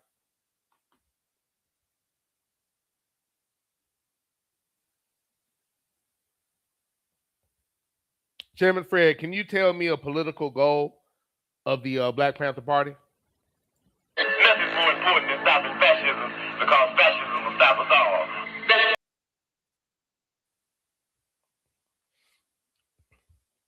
So Chairman Fred believed that stopping fascism was important, and he felt that fascism would stop us all. And again, I'm not familiar. I'm not educated.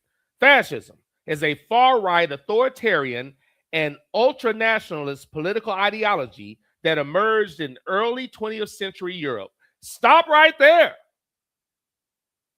Anything that came from early 20th century Europe is a goddamn problem. Characterized by dictatorial power, centralized autocracy, militarism, and the forcible suppression of opposition. Oh, shit. The forcible oppression of opposition. The government considers the Panthers opposition. They were forcibly oppressed. Marcus Garvey, forcibly oppressed. Malcolm X, Dr. King, forcibly fucking killed. Fred Hampton assassinated, I'm sure you know, but we're going to get there. That sounds a lot like what's going on right now, fascism. Fred Hampton said fascism will kill us all. A far-right authoritarian and ultra-nationalistic political ideology that emerged in early 20th century Europe. Red flag. Characterized by dictatorial power, centralized autocracy, militarism, and forcible suppression of opposition. It prioritizes the nation or a specific race above individual rights, striving for national rebirth and total state control over society and the economy. Once again, it prioritizes the nation or a specific race above individual rights, striving for national rebirth and total state control over society and the economy. I've always heard these words thrown around. I actually didn't know what the fuck they meant. And again, thinking about how they were weaponized, but they weaponized the words and labeled them as something, but they never defined the fucking word, because if they did, then trying to like use it or weaponize it to attack someone's character wouldn't be possible. Again, this all falls into the don't get taught, make sure you learn thing. But I say fascism is alive and well. I say fascism is alive and well. And as I spoke about earlier, Chairman Fred, you, quite frankly, you grew up kind of nice. Why did you feel it necessary to fight for the people, even care, when you had the ability to just kind of live in your world and be comfortable? Why was it important to you at all? You're afraid of yourself. If you're afraid of socialism, you're afraid of... I apologize. I didn't allow that to finish. When he got done talking about fascism, he said the answer to that is socialism. And he said if you're afraid of socialism, you're afraid of yourself. So let me go back, because I want to talk about socialism. And that's the one that white people always throw out, but they never even define it. Socialism is an economic and political system advocating for collective or government ownership of the means of production, aiming to reduce inequality. Again, reduce inequality. And provide for common welfare rather than profit. This is way too moral. It prioritizes equality, economic cooperation, and public control over resources. Well, we can't have that, because they can't control the haves and the have-nots and what you can and can't do if you do that shit. So when you hear people screaming about socialists and this person is a socialist, I fail to see what's wrong with that. That doesn't mean that you can't live and you can't do well, but what it means is some asshole can't buy a medicine that could save a lot of people and jack the price up 5,000% with a smile on his face. That's what it would stop. What the hell's wrong with that? It would stop hospitals saying if you don't have X amount of... It would stop insurance companies from fucking you sideways with no lubrication when it comes to your health. With no face or nothing you can touch or grab or put hands on, there's no accountability. You don't know who you should choke out or criticize or send an angry email to, or something that would be more appropriate if you have the opportunity to do so. You don't know who to do that to.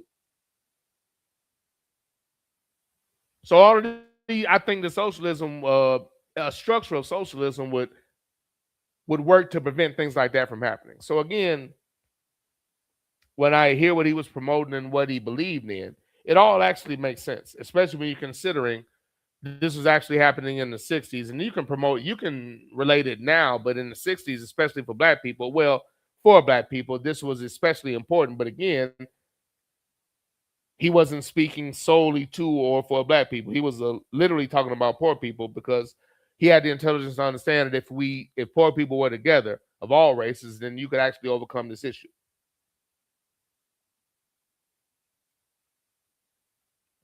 Chairman Fred, why are guns necessary for the party? With no education, you have neo-colonialism instead of colonialism. What we're talking about is there has to be educational program. That's very important because if they don't have it. My apologies, I'm getting the questions mixed up. This is Chairman Fred discussing the importance of political education. And again, I think this is important because we're not politically educated now. If we were, we would hold politicians accountable. Instead, we defend them blindly and scream at people who simply ask questions. Again, voluntarily practicing or participating in willful ignorance. And that's becoming far too normal. They know where. You dig what I'm saying? They know where because they don't even know why they're doing what they're doing. You understand me? You might get them caught up in because they're poor and they want something. And then if they're not educated, they want more. And before you know it, they'll be capitalists. And before you know it, we have Negro imperialists. So again, he's saying if you're not politically educated, if you're not educated, period, if you don't have a sense of history, a sense of self, if you are at a church and all that money comes through, you're going to find a way to steal it and ask for a private jet. Or you're going to send young men presents so you can rape them later on in life. No RIP.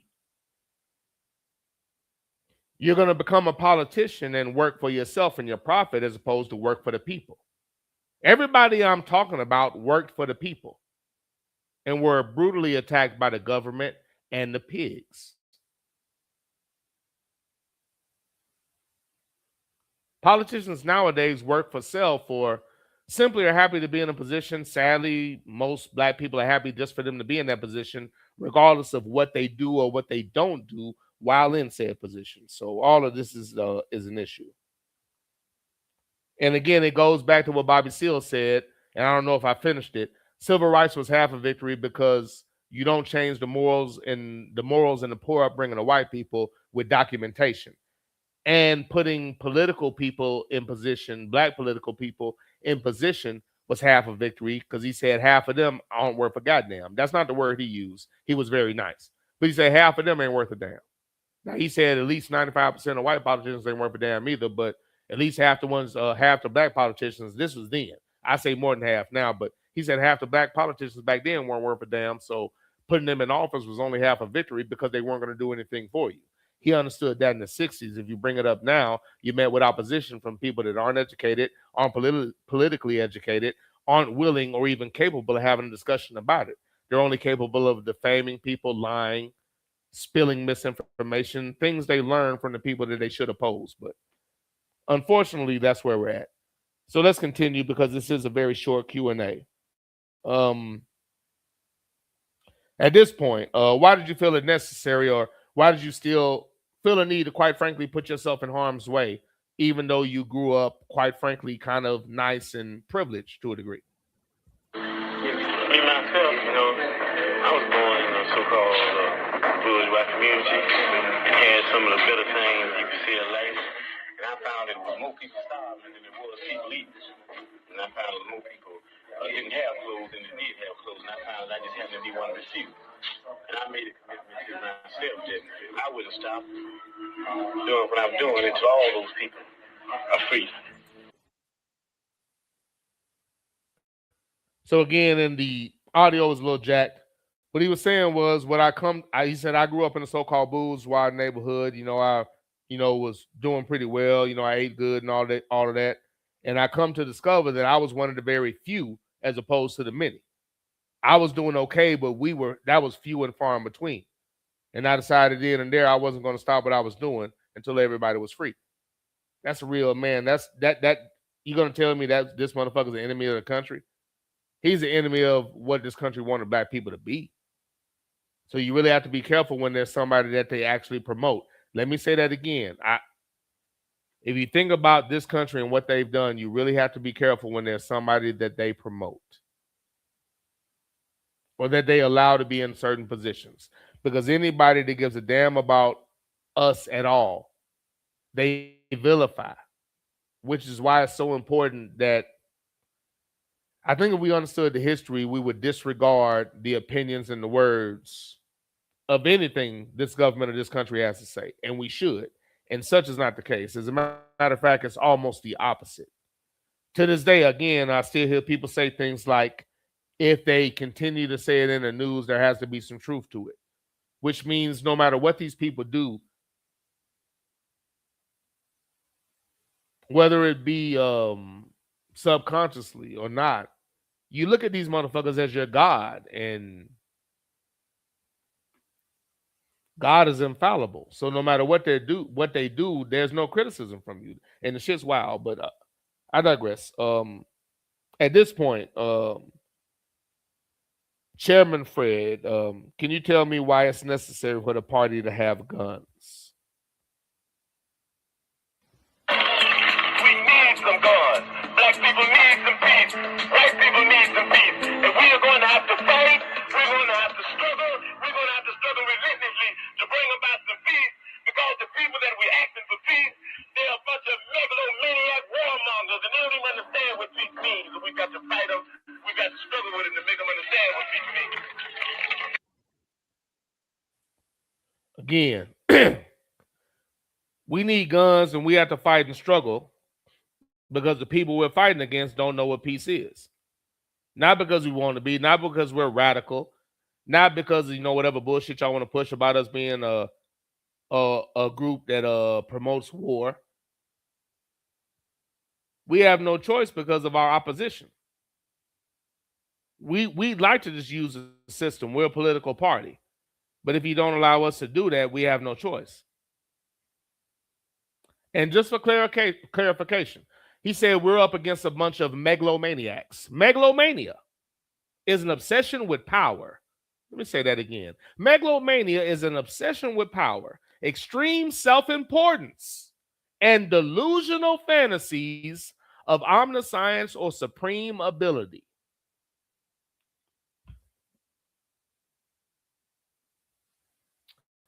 Omniscience is being all-knowing. You know every goddamn thing. Having supreme ability, extreme self-importance, delusional fantasies, obsessed with power. Who the hell does that sound like?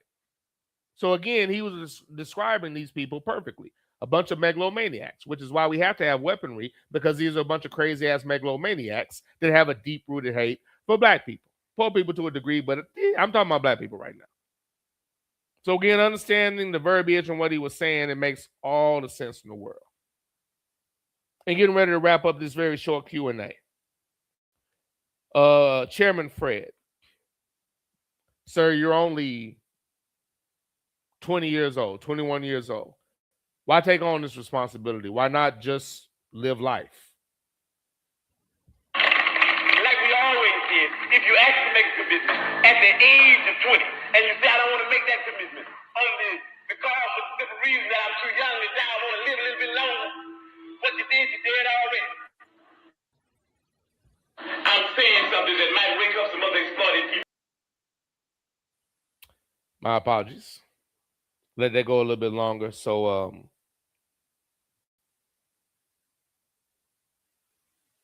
and this isn't the last thing, but this is the last thing in the interview. Let me just go ahead and get this out the way now.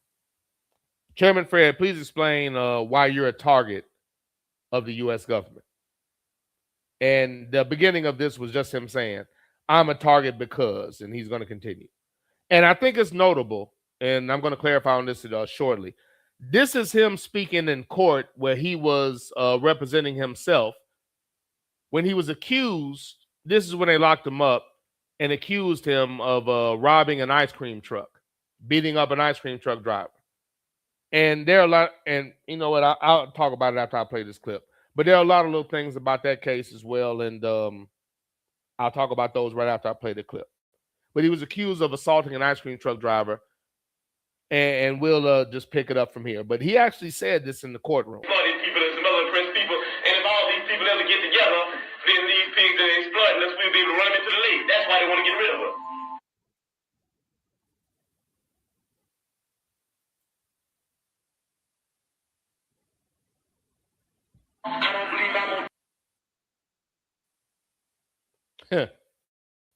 Still messing up.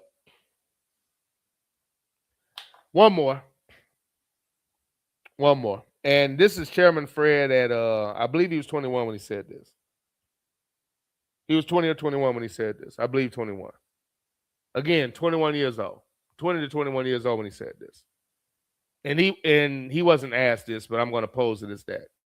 He had the wherewithal to say this then, speaking about his mortality and how he thought he was going to die. So when he started out, he said, I don't believe I'm going to die. I stopped the tape a little too late, so I just want to get that part out. But in Chairman Fred's words, how he thought he was going to leave the planet. I'm slipping on a piece of ice. I don't believe I'm going to die because I got a bad heart.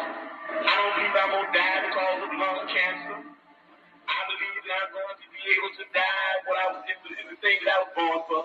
I believe that I'm going to be able to die high off the people.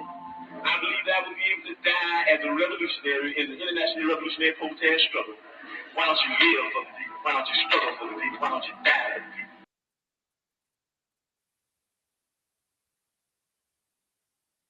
That boy is good.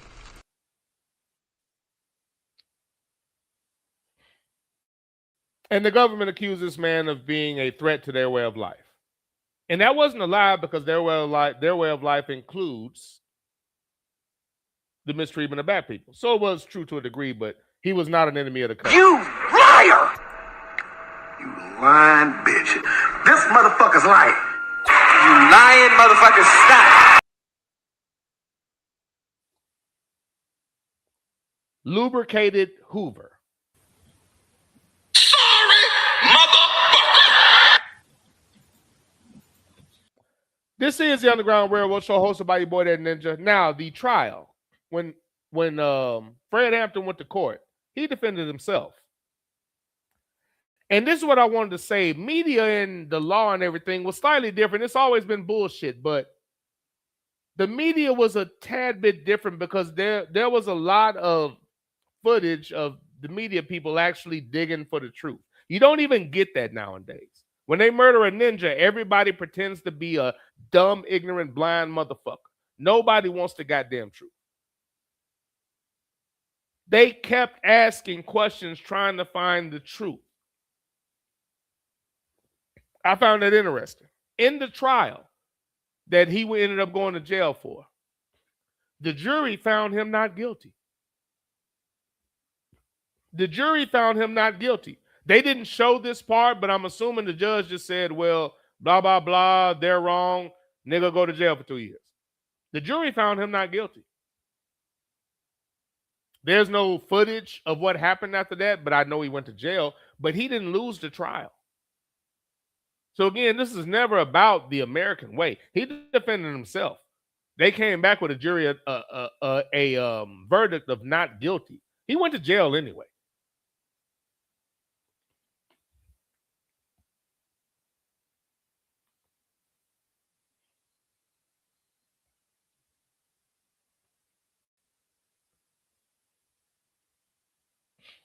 And just to clarify on one more thing.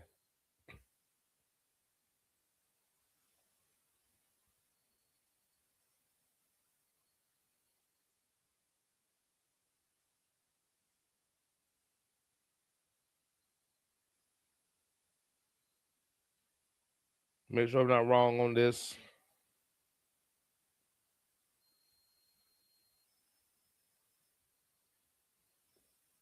Chairman Fred referred to himself, I believe, as a Marxist-Leninist at some point. And I just wanted to clarify on that before I continued. Before I got to the even more infuriating part of the story that I'm sure people are anticipating and are talking about.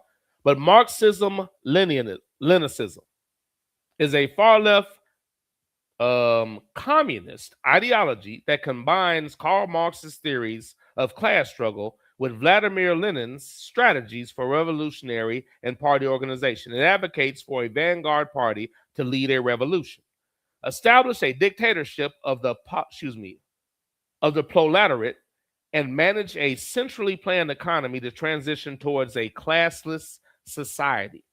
So he wanted to have a classless society. No more haves and have-nots. These are the things that the government and that people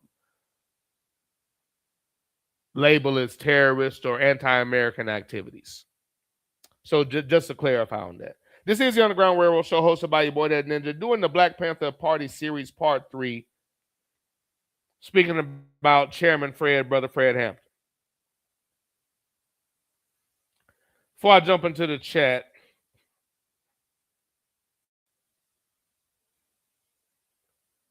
in 67, Fred Hampton was 19 in 67. The FBI identified Hampton as a radical threat. And I'm not going to use the bullshit language that they use. They then decided to assassinate, attack, and destroy the Black Panther Party. And they had already had this going, but they identified Hampton as a threat and wanted to implement the same COINTELPRO tactics they were using against Bobby Seale that they were using against Brother Huey P. Newton.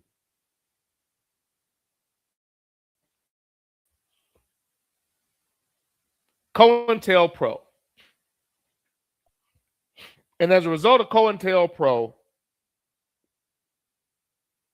the federal government planted William O'Neill into the Black Panther Party.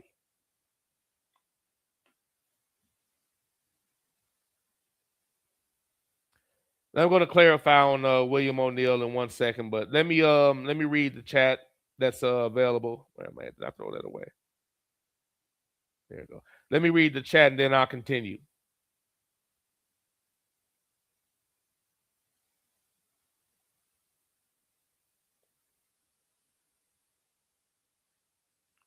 Sluggo said, as Yvette Carnell would say, the government picks and chooses winners and losers in this capitalist system. Again, facts as well. Yeah, the white man. Yeah, the white man. White man just a joy to be around. They smell like lemon juice and pledge furniture cleaner. JBJ said, Maurice, I saw that. Ivy called out the NBA for promoting Pride Month, saying it's celebrating unrighteousness. If you believe in the Bible, it is. But again, most believers in the Bible pick and choose. Well, all believers in the Bible pick and choose what they want to believe in because you have no choice. So, I mean, it's not like a lie was told in that situation. That's the truth. That is the truth, but I'm going to stay focused. Let me stay focused.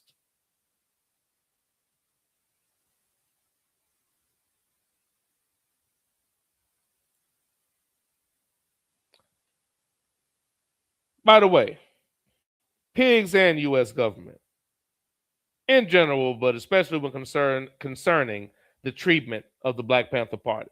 You're the worst kind of scum on the face of the earth.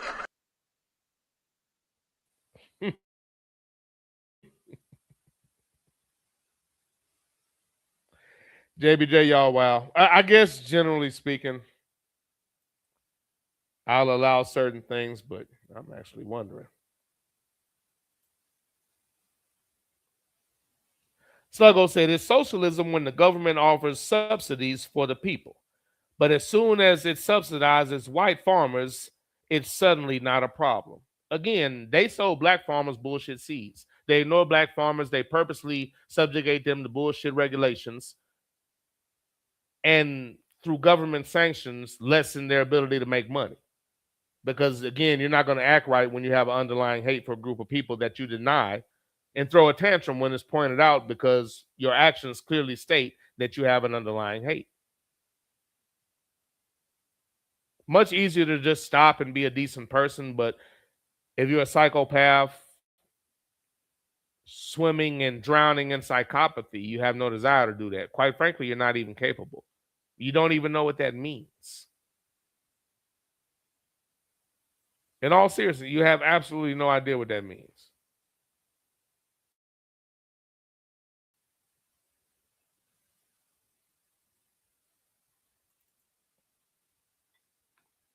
Psychopath does not recognize their own psychopathy. They simply play victim. They simply play victim. JBJ said the other players looked at Ivy and said, "What in the hell's the matter with you? You want me to get fired? Boy, what in the hell's the matter with you? You want me to get fired?" Sluggo said America will not do anything that will give an economic floor to black people. The poor whites would applaud socialism if it was only designated for them. And that's a motherfucking fact. You're a goddamn genius. You must have a goddamn IQ of 160. You are goddamn gifted. It was only designated for them when the Irish, the Italians, and the Irish, Italians, why I always do this. Irish, Italians, it wasn't Polish, was it? But when they brought those three sets of people over here, they all got subsidies and some type of economic floor. And those same motherfuckers grow up and say, we came here, we had to struggle, you lying. At any rate, the country is never distinguished. Whatever little bullshit and again, this is the other thing about it. Whatever they went through, whatever problems they face were from other crazy ass fucking white people. It wasn't black people. So why the fuck do all you motherfuckers got a problem with black people? Because they invited you in and said, we'll accept you as one of us as long as you adopt our ignorance and our short-sightedness concerning those people. They only brought y'all here because they weren't going to give us an economic floor. They no longer could work black people for free, and they weren't going to pay us and give us an economic floor, so they brought in a bunch of alternate white people. The Italians sent back about 2.5 million after the first year of working in America. They sent about 2.5 million back home to their homeland. It would have been that much and more if black people were allowed to get paid to work. We didn't even get reparations. Not only that, which they don't mention, when the jobs were available, they wouldn't hire us to do them because they're not going to pay us. So everything about it, they're completely full of shit. The country has an underlying hate for black people, and to ignore that when discussing why we're at where we're at, in some instances, is an insincere analogy. It's a equation where you're taking out part of the equation. You're removing numbers and shit, and then complaining when a motherfucker can't get the problem right. You can't fix the problem when you're leaving vital components out of the goddamn equation. Sluggo saying, preach, Chairman Fred, we need guns. Gotta have them, sir. Sidney Jackson said, preach, Sluggo. That's why this country doesn't have universal health care, because they don't want black people to have it. Choosing hate over health is a sign of defective, demonic, disturbed people. Defective, demonic, disturbed people. You rotten bubs! You're all garbage! All of you! Defective, demonic, disturbed people. You're a devil! Defective, demonic, disturbed people. Jesus, wow! Come on down and kill that monkey Jew. This song kept replaying in my head the more I looked into Fred Hampton. Jesus, wow! Come on down and kill that monkey Jew.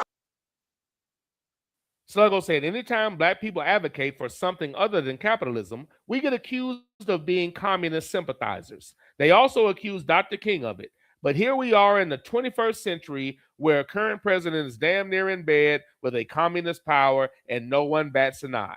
The hypocrisy is never ending. You hypocrite motherfuckers! You hypocrite motherfuckers! You hypocrite motherfuckers!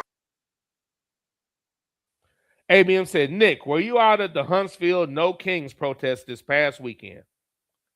If I had to guess, it's a bunch of dumbass people that voted for this motherfucker complaining about him, quote unquote, being a king and having a no king protest. No, sir, I didn't. And to those people, Go to hell. If you were voting for something other than nostalgia and the way you truly feel inside, then he wouldn't be in the White House in the first place. Go to hell.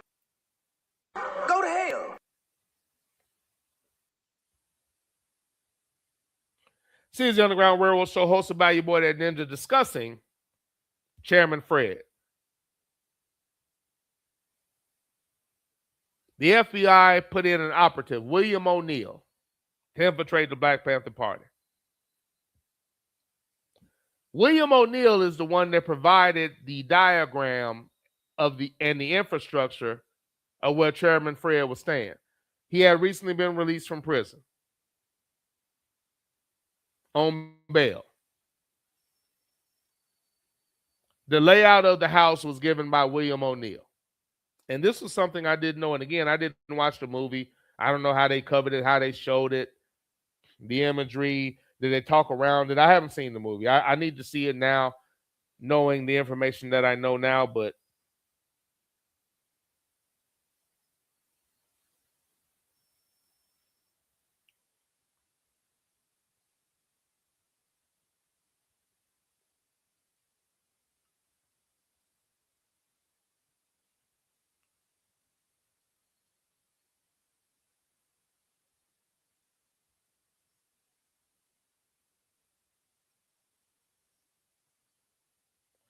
December 4th, 1969.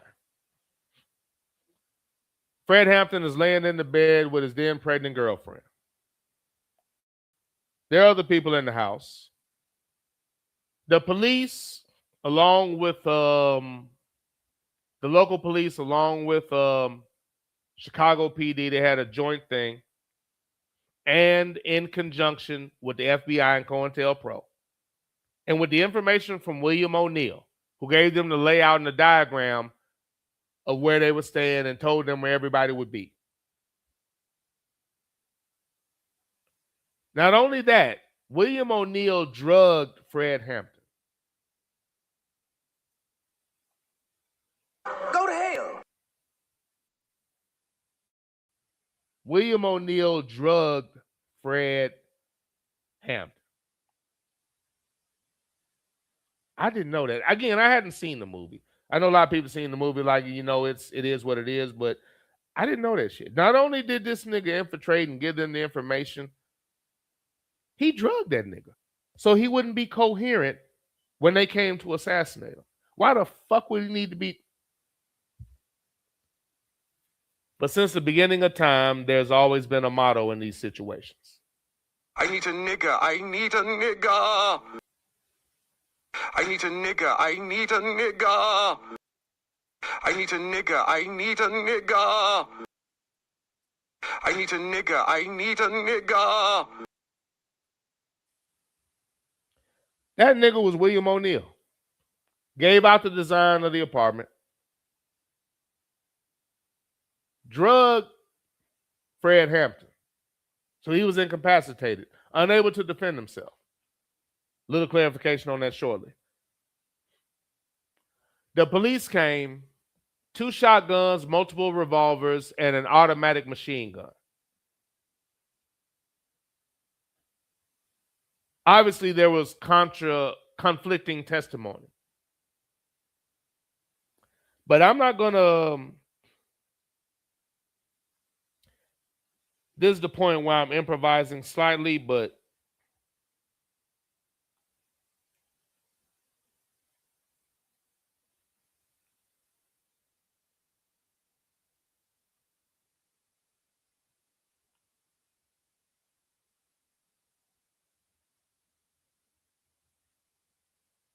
this is part where I'm improvising slightly, but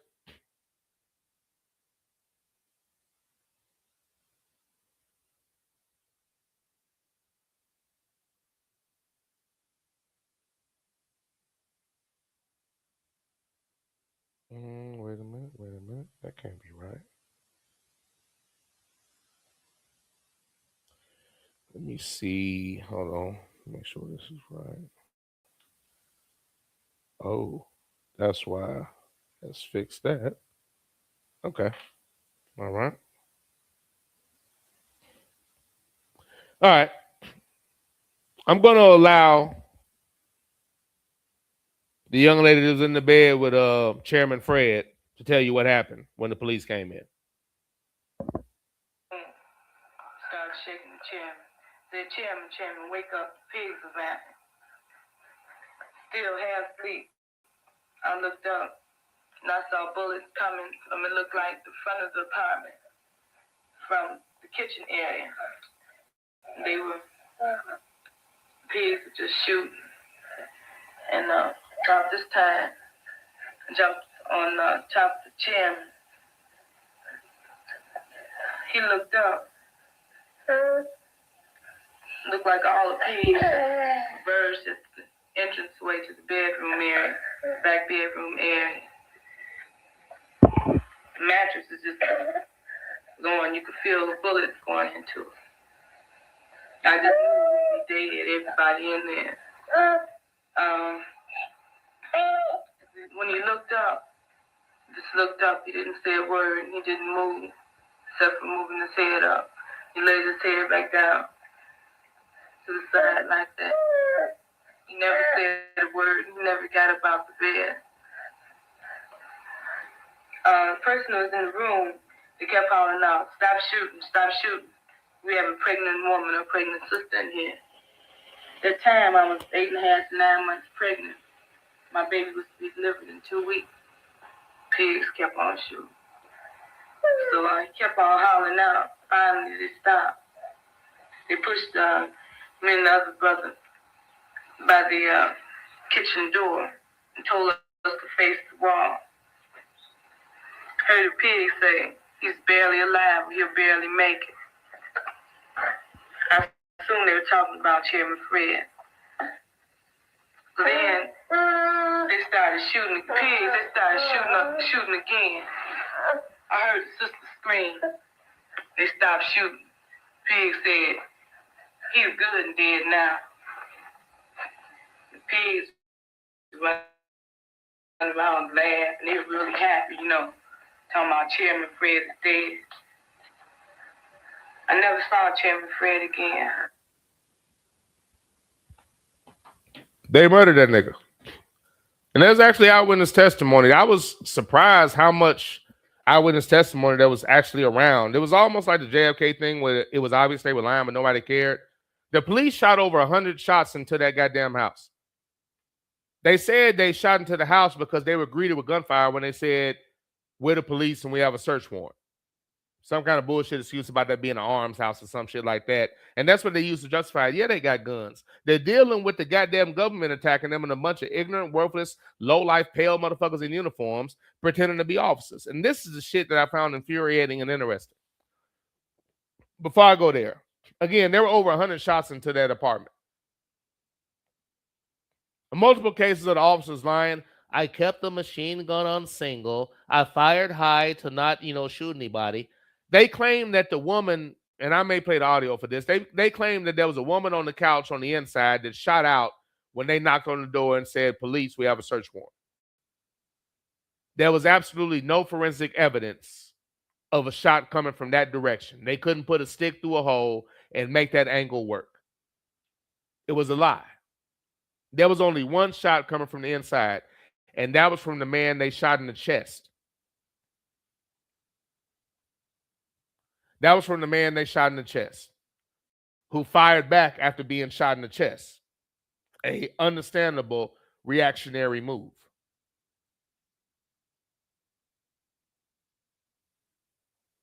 One shot. One. And that was from Mark Clark, who got killed and shot in the chest. Several other Panthers took multiple shots. And all of them accounted to what happened was nothing more than a blitz attack and a straight assassination. To where they did nothing but shoot in the room. As the young lady testified, as she was holding Fred Hampton Jr., they were just shooting. And while 100 shots came into that house, Fred Hampton never woke up. They didn't know it at the time, but he had been drugged by William O'Neill. The police walked over and shot him in the head twice. And as she said, celebrated. And I guess the only thing that surprised me a little bit is that the news actually came and interviewed her and they allowed what actually happened to be said. And there's more footage and more coverage where they actually were investigating and asking the officer or the so-called chief about the contradicting testimony or the fact that what they said isn't true. So there actually was some sense of journalism where people wanted to find out the truth. There's none of that shit now. So I know at one point they told them this is what you're going to do and you won't do anything else. Because there's none of that shit now. I don't think anybody, if that person was even allowed to come to fruition or come to prominence, they don't cover that individual. If they do, they smear that individual like they do with Farrakhan. But they actually did cover this and try to find out what the fuck actually happened. But Fred Hampton was murdered in his bed, laying next to his pregnant girlfriend. Mark Clark was murdered. Several other people in the house were shot. And throughout the entire ordeal, the police claimed that there were multiple shots shot out by the Panthers. And honestly, before I read the chat, I just might as well. I got to let this part play because I have to let this. What I have to say, I can't do this justice. Here's an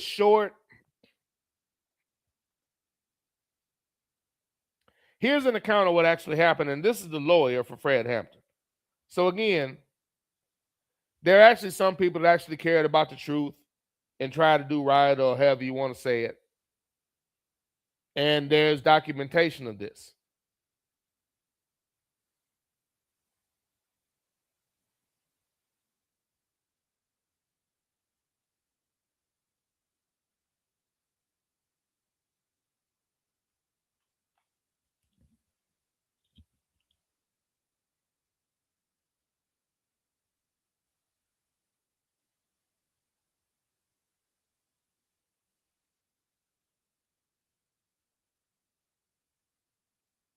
And forgive me for the pause.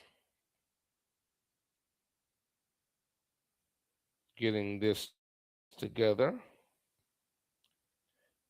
I apologize as this is a little impromptu. Okay. All right, so this is going to be the lawyer for Fred Hampton and the Black Panther Party discussing the improprieties in the case. And you're also going to hear the bullshit testimony from the police department. And it's no different than what they do today. So again, it just goes to you can't fix a problem if you don't address it. They've been doing this shit forever. And this is the same bullshit they do when they murder black people now or harass black people now or kick in the door on some kind of irrelevant warrant where all of that shit isn't necessary. They just want to play with their new toys. But I can't do this justice. Let's allow the people that were there to clarify what happened to Fred Hampton, and there's absolutely no doubt or nothing you could say to say that this is anything less than murder.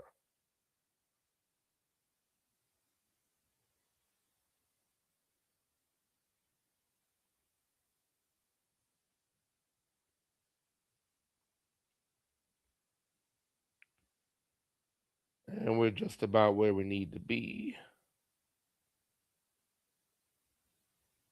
Sergeant Groth, of course, from the beginning claimed, along with his fellow officers, that a shot had been fired by a young Panther woman in the far corner of the living room door as the officers entered the door. The report, however, explains the impossibility of this account given by the officers. Reading again now from the report from page 181, it says, Groth, Davis, Jones, and Gorman, those are all officers, all insist that a shot was fired by Brenda Harris at them as they came in the door. None of them could explain what had become of this shot, and it is not possible to draw a line from the southeast corner of the living room, where Harris was said by Davis and Groth to be on the bed holding the gun, out through the living room door, the entrance hall door, and the outside door. There are no holes in the west wall of the apartment. Officer Carmody, when you knocked on the door, what happened? Well, I didn't actually knock. I heard our officers at the front announce their office and shots fired. So I kicked in the back door, and as soon as the door opened, I could see shots being fired at us at the back door. You have any idea how many shots were fired? a few. I have no idea. Any idea over how long a period the gun battle ensued? It seemed like an hour to me. Of course, the raiders would have us believe that they approached the apartment in a gentlemanly fashion. That they were attempting to save human life.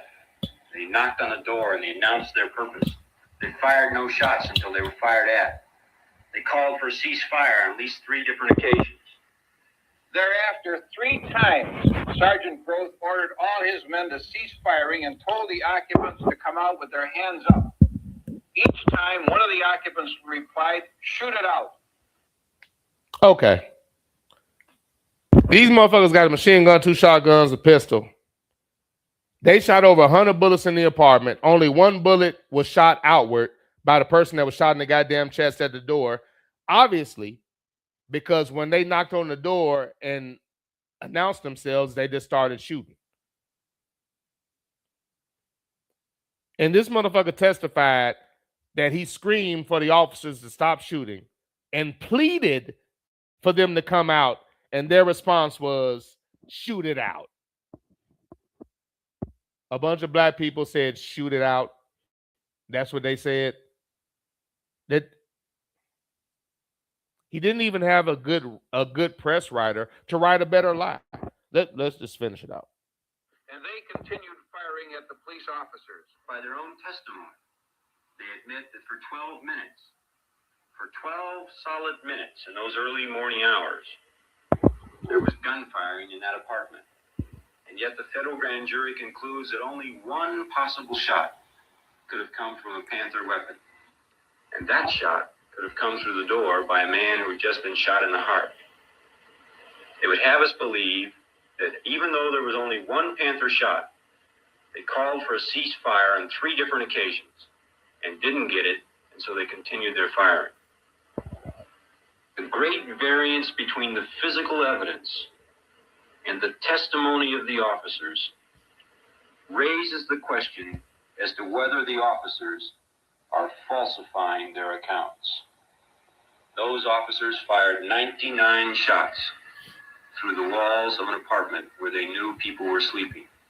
Murder is defined in Illinois as follows: a person who kills an individual without lawful justification commits murder if, in performing the acts which cause the death, he knows that such acts create a strong probability of death or great bodily harm to that individual or another.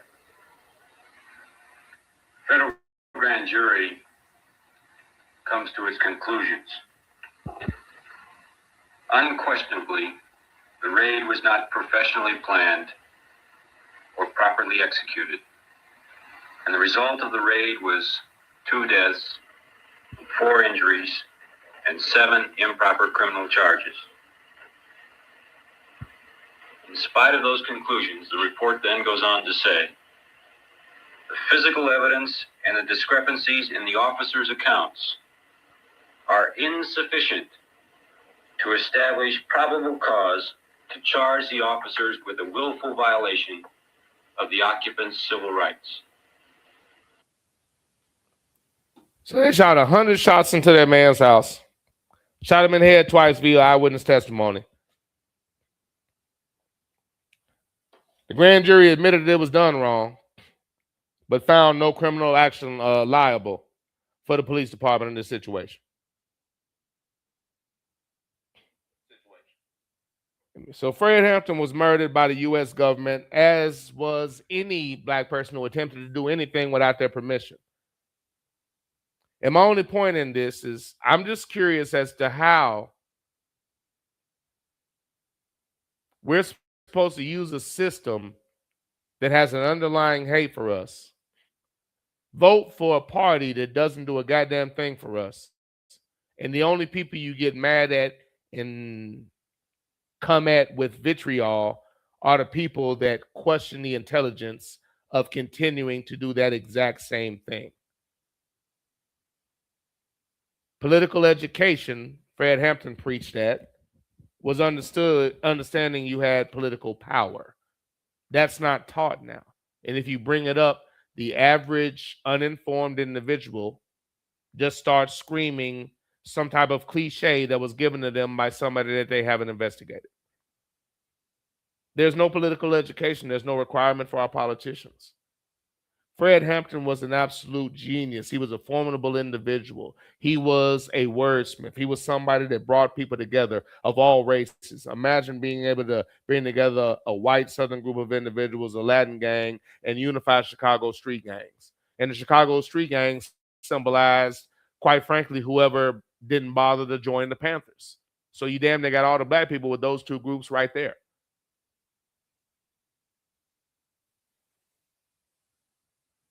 And they accused this man of being some type of racist.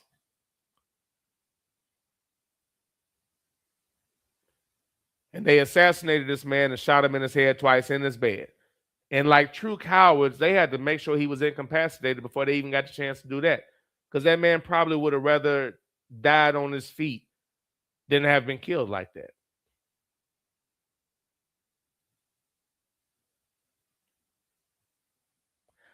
I think I watched something on Fred Hampton Jr. and he made one point that I kind of agreed with, and I'm paraphrasing, but the interviewer was just trying to get a reaction from William O'Neill, and I think that's not understanding and not being educated.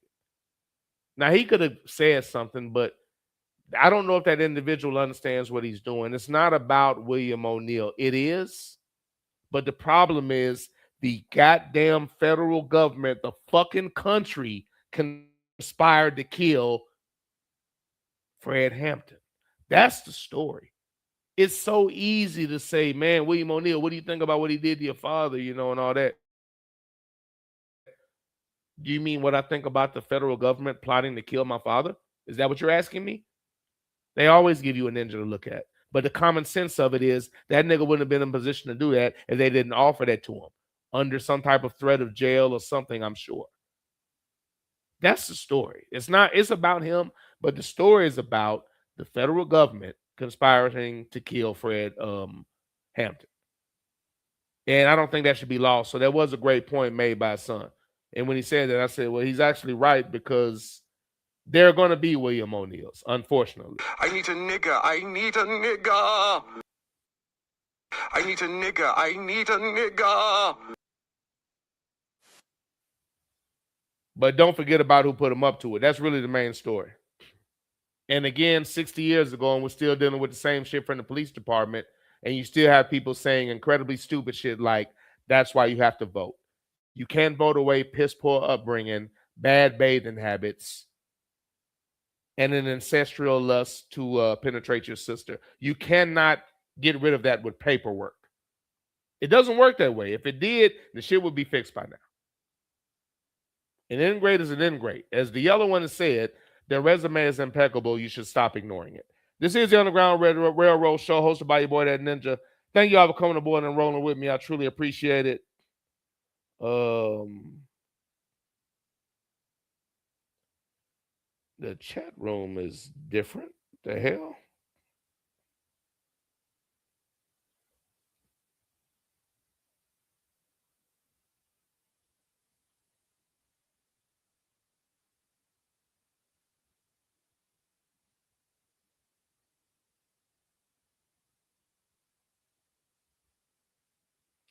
Amium says the travesty is they had ADOS.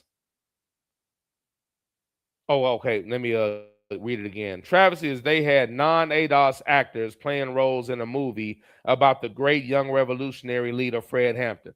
Nigga, God damn it. Where Sir Preach? And I gotta acknowledge that. And I have to acknowledge that properly. Truth is for everybody, but everybody might not be for the truth. The truth is for everybody, but everybody might not be for the truth.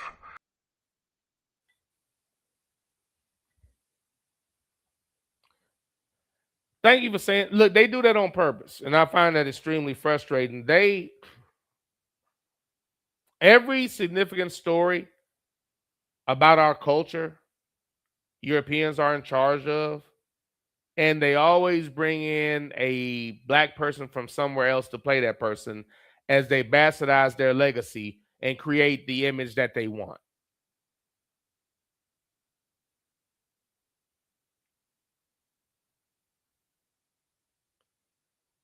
They did it with Harriet Tubman. They did it with the woman. Well, you know what? They didn't do it with the Woman King because Viola Davis was the lead, but they bastardized the story. And through brainwashing and political war and psychological warfare, nobody notices how they're feminizing black men. And if you point it out, you get very selfish, either people that are uninformed, confused, victims of brainwashing, or some that voluntarily do it, engaging in willful ignorance just because it promotes whatever they're a part of in that moment, whether it be their gender, whether it be whatever they choose to do sexually. It promotes that, so they'll ignore the greater good to promote their own bullshit. And that's what happens sometimes when you're trying to point out that they're creating these stories and these narratives to emasculate men. And at the same time, they have to empower somebody creating a conflict. And it's pretty obvious what they're doing, but you look up they took liberties with the story. Same way they did with the Harriet Tubman story. When they talked about Madam C.J. Walker, they made her mortal enemies with, I think, George Washington Carver or something.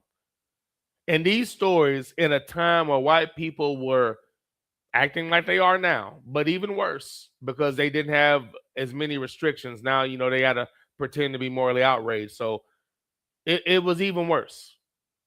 And in that situation, they're giving you stories where ninjas are feuding with ninjas because they're in charge of the story. It's absolutely fucking ridiculous, but Sluggo saying lion ass saltine crackers. Yeah, you heard that. You heard them lying in their description of what happened in that situation, and the police do the same shit now. Liar! You lying bitch. This motherfucker's lying. You lying motherfucker, stop. Sluggo said, I wish he would have had his house. I wish he would have booby trapped his house so that no one got out alive. Man, I wish. That would have been the proper damn thing for those motherfuckers. And I think he would have been able to strategize something if he was coherent. They were so fearful of him, they had that man drugged. And I can only assume that motherfucker must not have been in the house, or he went in the room where they told him to go so he'd be safe or what the fuck ever. And, we can get into the whole thing where he allegedly killed himself in the 90s. He was supposed to be guilt-ridden. They relocated him and gave him plastic surgery, changed the way he looked. And allegedly, he killed himself in the 90s. But he allegedly did that after he came out on the interview and said what he did. So I don't know how true that shit is. But either way, whatever he got, that nigga deserved.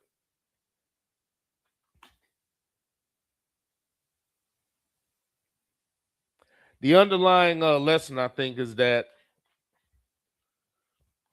one, don't say that black people haven't done things to improve their condition in America or their situation in America. It's just not true. We've done a lot of things, but there's always been interference, so you need to acknowledge that. So to simply say what's our problem or we're our own worst enemy, I don't think so. I don't think Fred Hampton was his own worst enemy. Neither was Bobby Seale. Neither was Huey P. Newton. Neither was Malcolm X. Neither was Martin Luther King. Neither was Medgar Evers. I don't think any of those individuals were their own worst enemy. I don't think Emmett Till was his own worst goddamn enemy. I don't think Sandra Bland was her own worst enemy. That ignorant, low-life, pale piece of shit that killed her and is still working today was her worst enemy. Nobody, and that's what I wanted to point out about the news. They were actually asking questions and talking about the conflicts in the testimony and the evidence. You get none of that now. Sandra Bland got killed by a cracker piece of shit. They took a picture of her when she was dead, claiming that she killed herself in a jail cell. And nobody has set that man on fire, killed him, or held them accountable. And that man deserves to die in the worst way fucking possible. There is no way, and there is no situation where low-life, poorly raised, ignorant motherfuckers like that should be able to run amok in the police department, and it is literally the only people that they hire.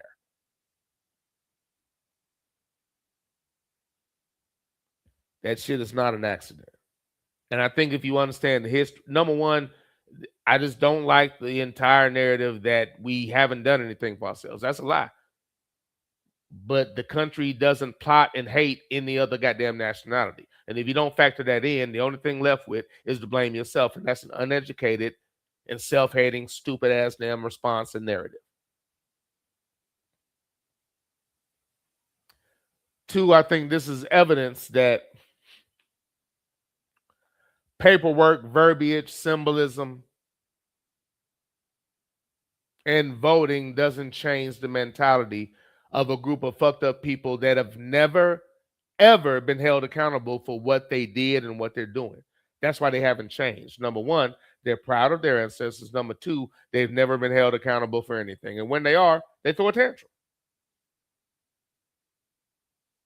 The Black Panther Party was a great organization that influenced a lot of people, and it produced all types of revolutionary leaders that, if left to their own devices, would have still made a huge impact on history, but the impact that they would have made if they were treated like any other pale immigrant would have been significant and something we still talk about today. We're still talking about it, but we would still be able to feel that and maybe talk to these individuals and understand what they did, because it would have continued throughout our childhood and adulthood. So again, I feel like we were robbed of organizations and people that truly were for our advancement.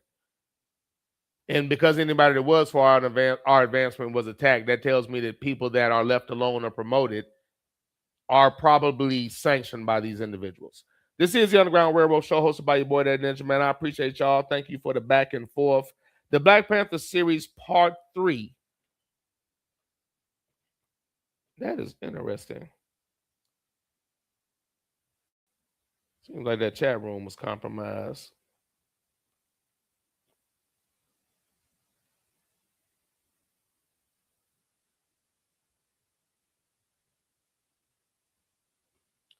Those previous chats disappeared. That is crazy. And let me double check this because I actually remember this time.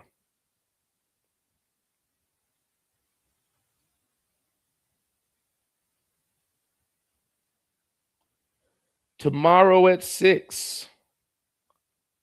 Unless something egregious happens, that won't change. But either way, I am doing a show this week. My plan is tomorrow at 6 to give you the final part of the Black Panther Party series, focusing on Stokely Carmichael, and I'll wrap this up. And as tradition would have it, I plan on having the annual show on religion the first Monday after Easter, which is the first week in April. So those are the upcoming plans for the show, man. I thank y'all for the back and forth and the participation. Double check that timestamp. Oh, that's about right. That's about right. Appreciate the back and forth. As always, I consider that back and forth to be therapeutic, which makes all of you my de facto therapists. And as always, ladies and gentlemen, I thank you for the session. Abbreviated outro. On the way out, R.I.P. DT. Pop taught me to think of all I speak, but do not speak all I think. That simply means that sometimes you either need to shut the fuck up or at least think about what it is you're about to say and who you're about to say it to. R.I.P. DT. Appreciate you, Pop. And I don't feel like going in there to refresh my drink, so I'm going to let that go today.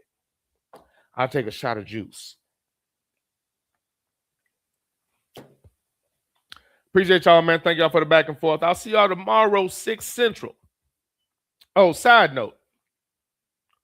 Duke choking away that game, I believe, jacked up my bracket chances, even though I righteously never really had one. But I was at least close enough to where I could enjoy the moment. But them choking away a game that they firmly had in hand, and I'm not a Duke fan at all. But it was funny to watch them choke that game away. That was hysterical, actually. And it was, you can't really have that happen unless you kind of fuck it up on your own. And they did an excellent job of doing that. So just because of my long-term dislike for Duke, I found that shit to be hysterical. I found that shit to be hysterical. Hey, Duke. Get your ass down. Anytime Duke loses in dramatic fashion, it's hysterical. Sorry, Griff. I know you're a fan. Sorry, Griff. Get your ass down. Appreciate y'all, man. We'll see y'all tomorrow. As always, take care and be easy.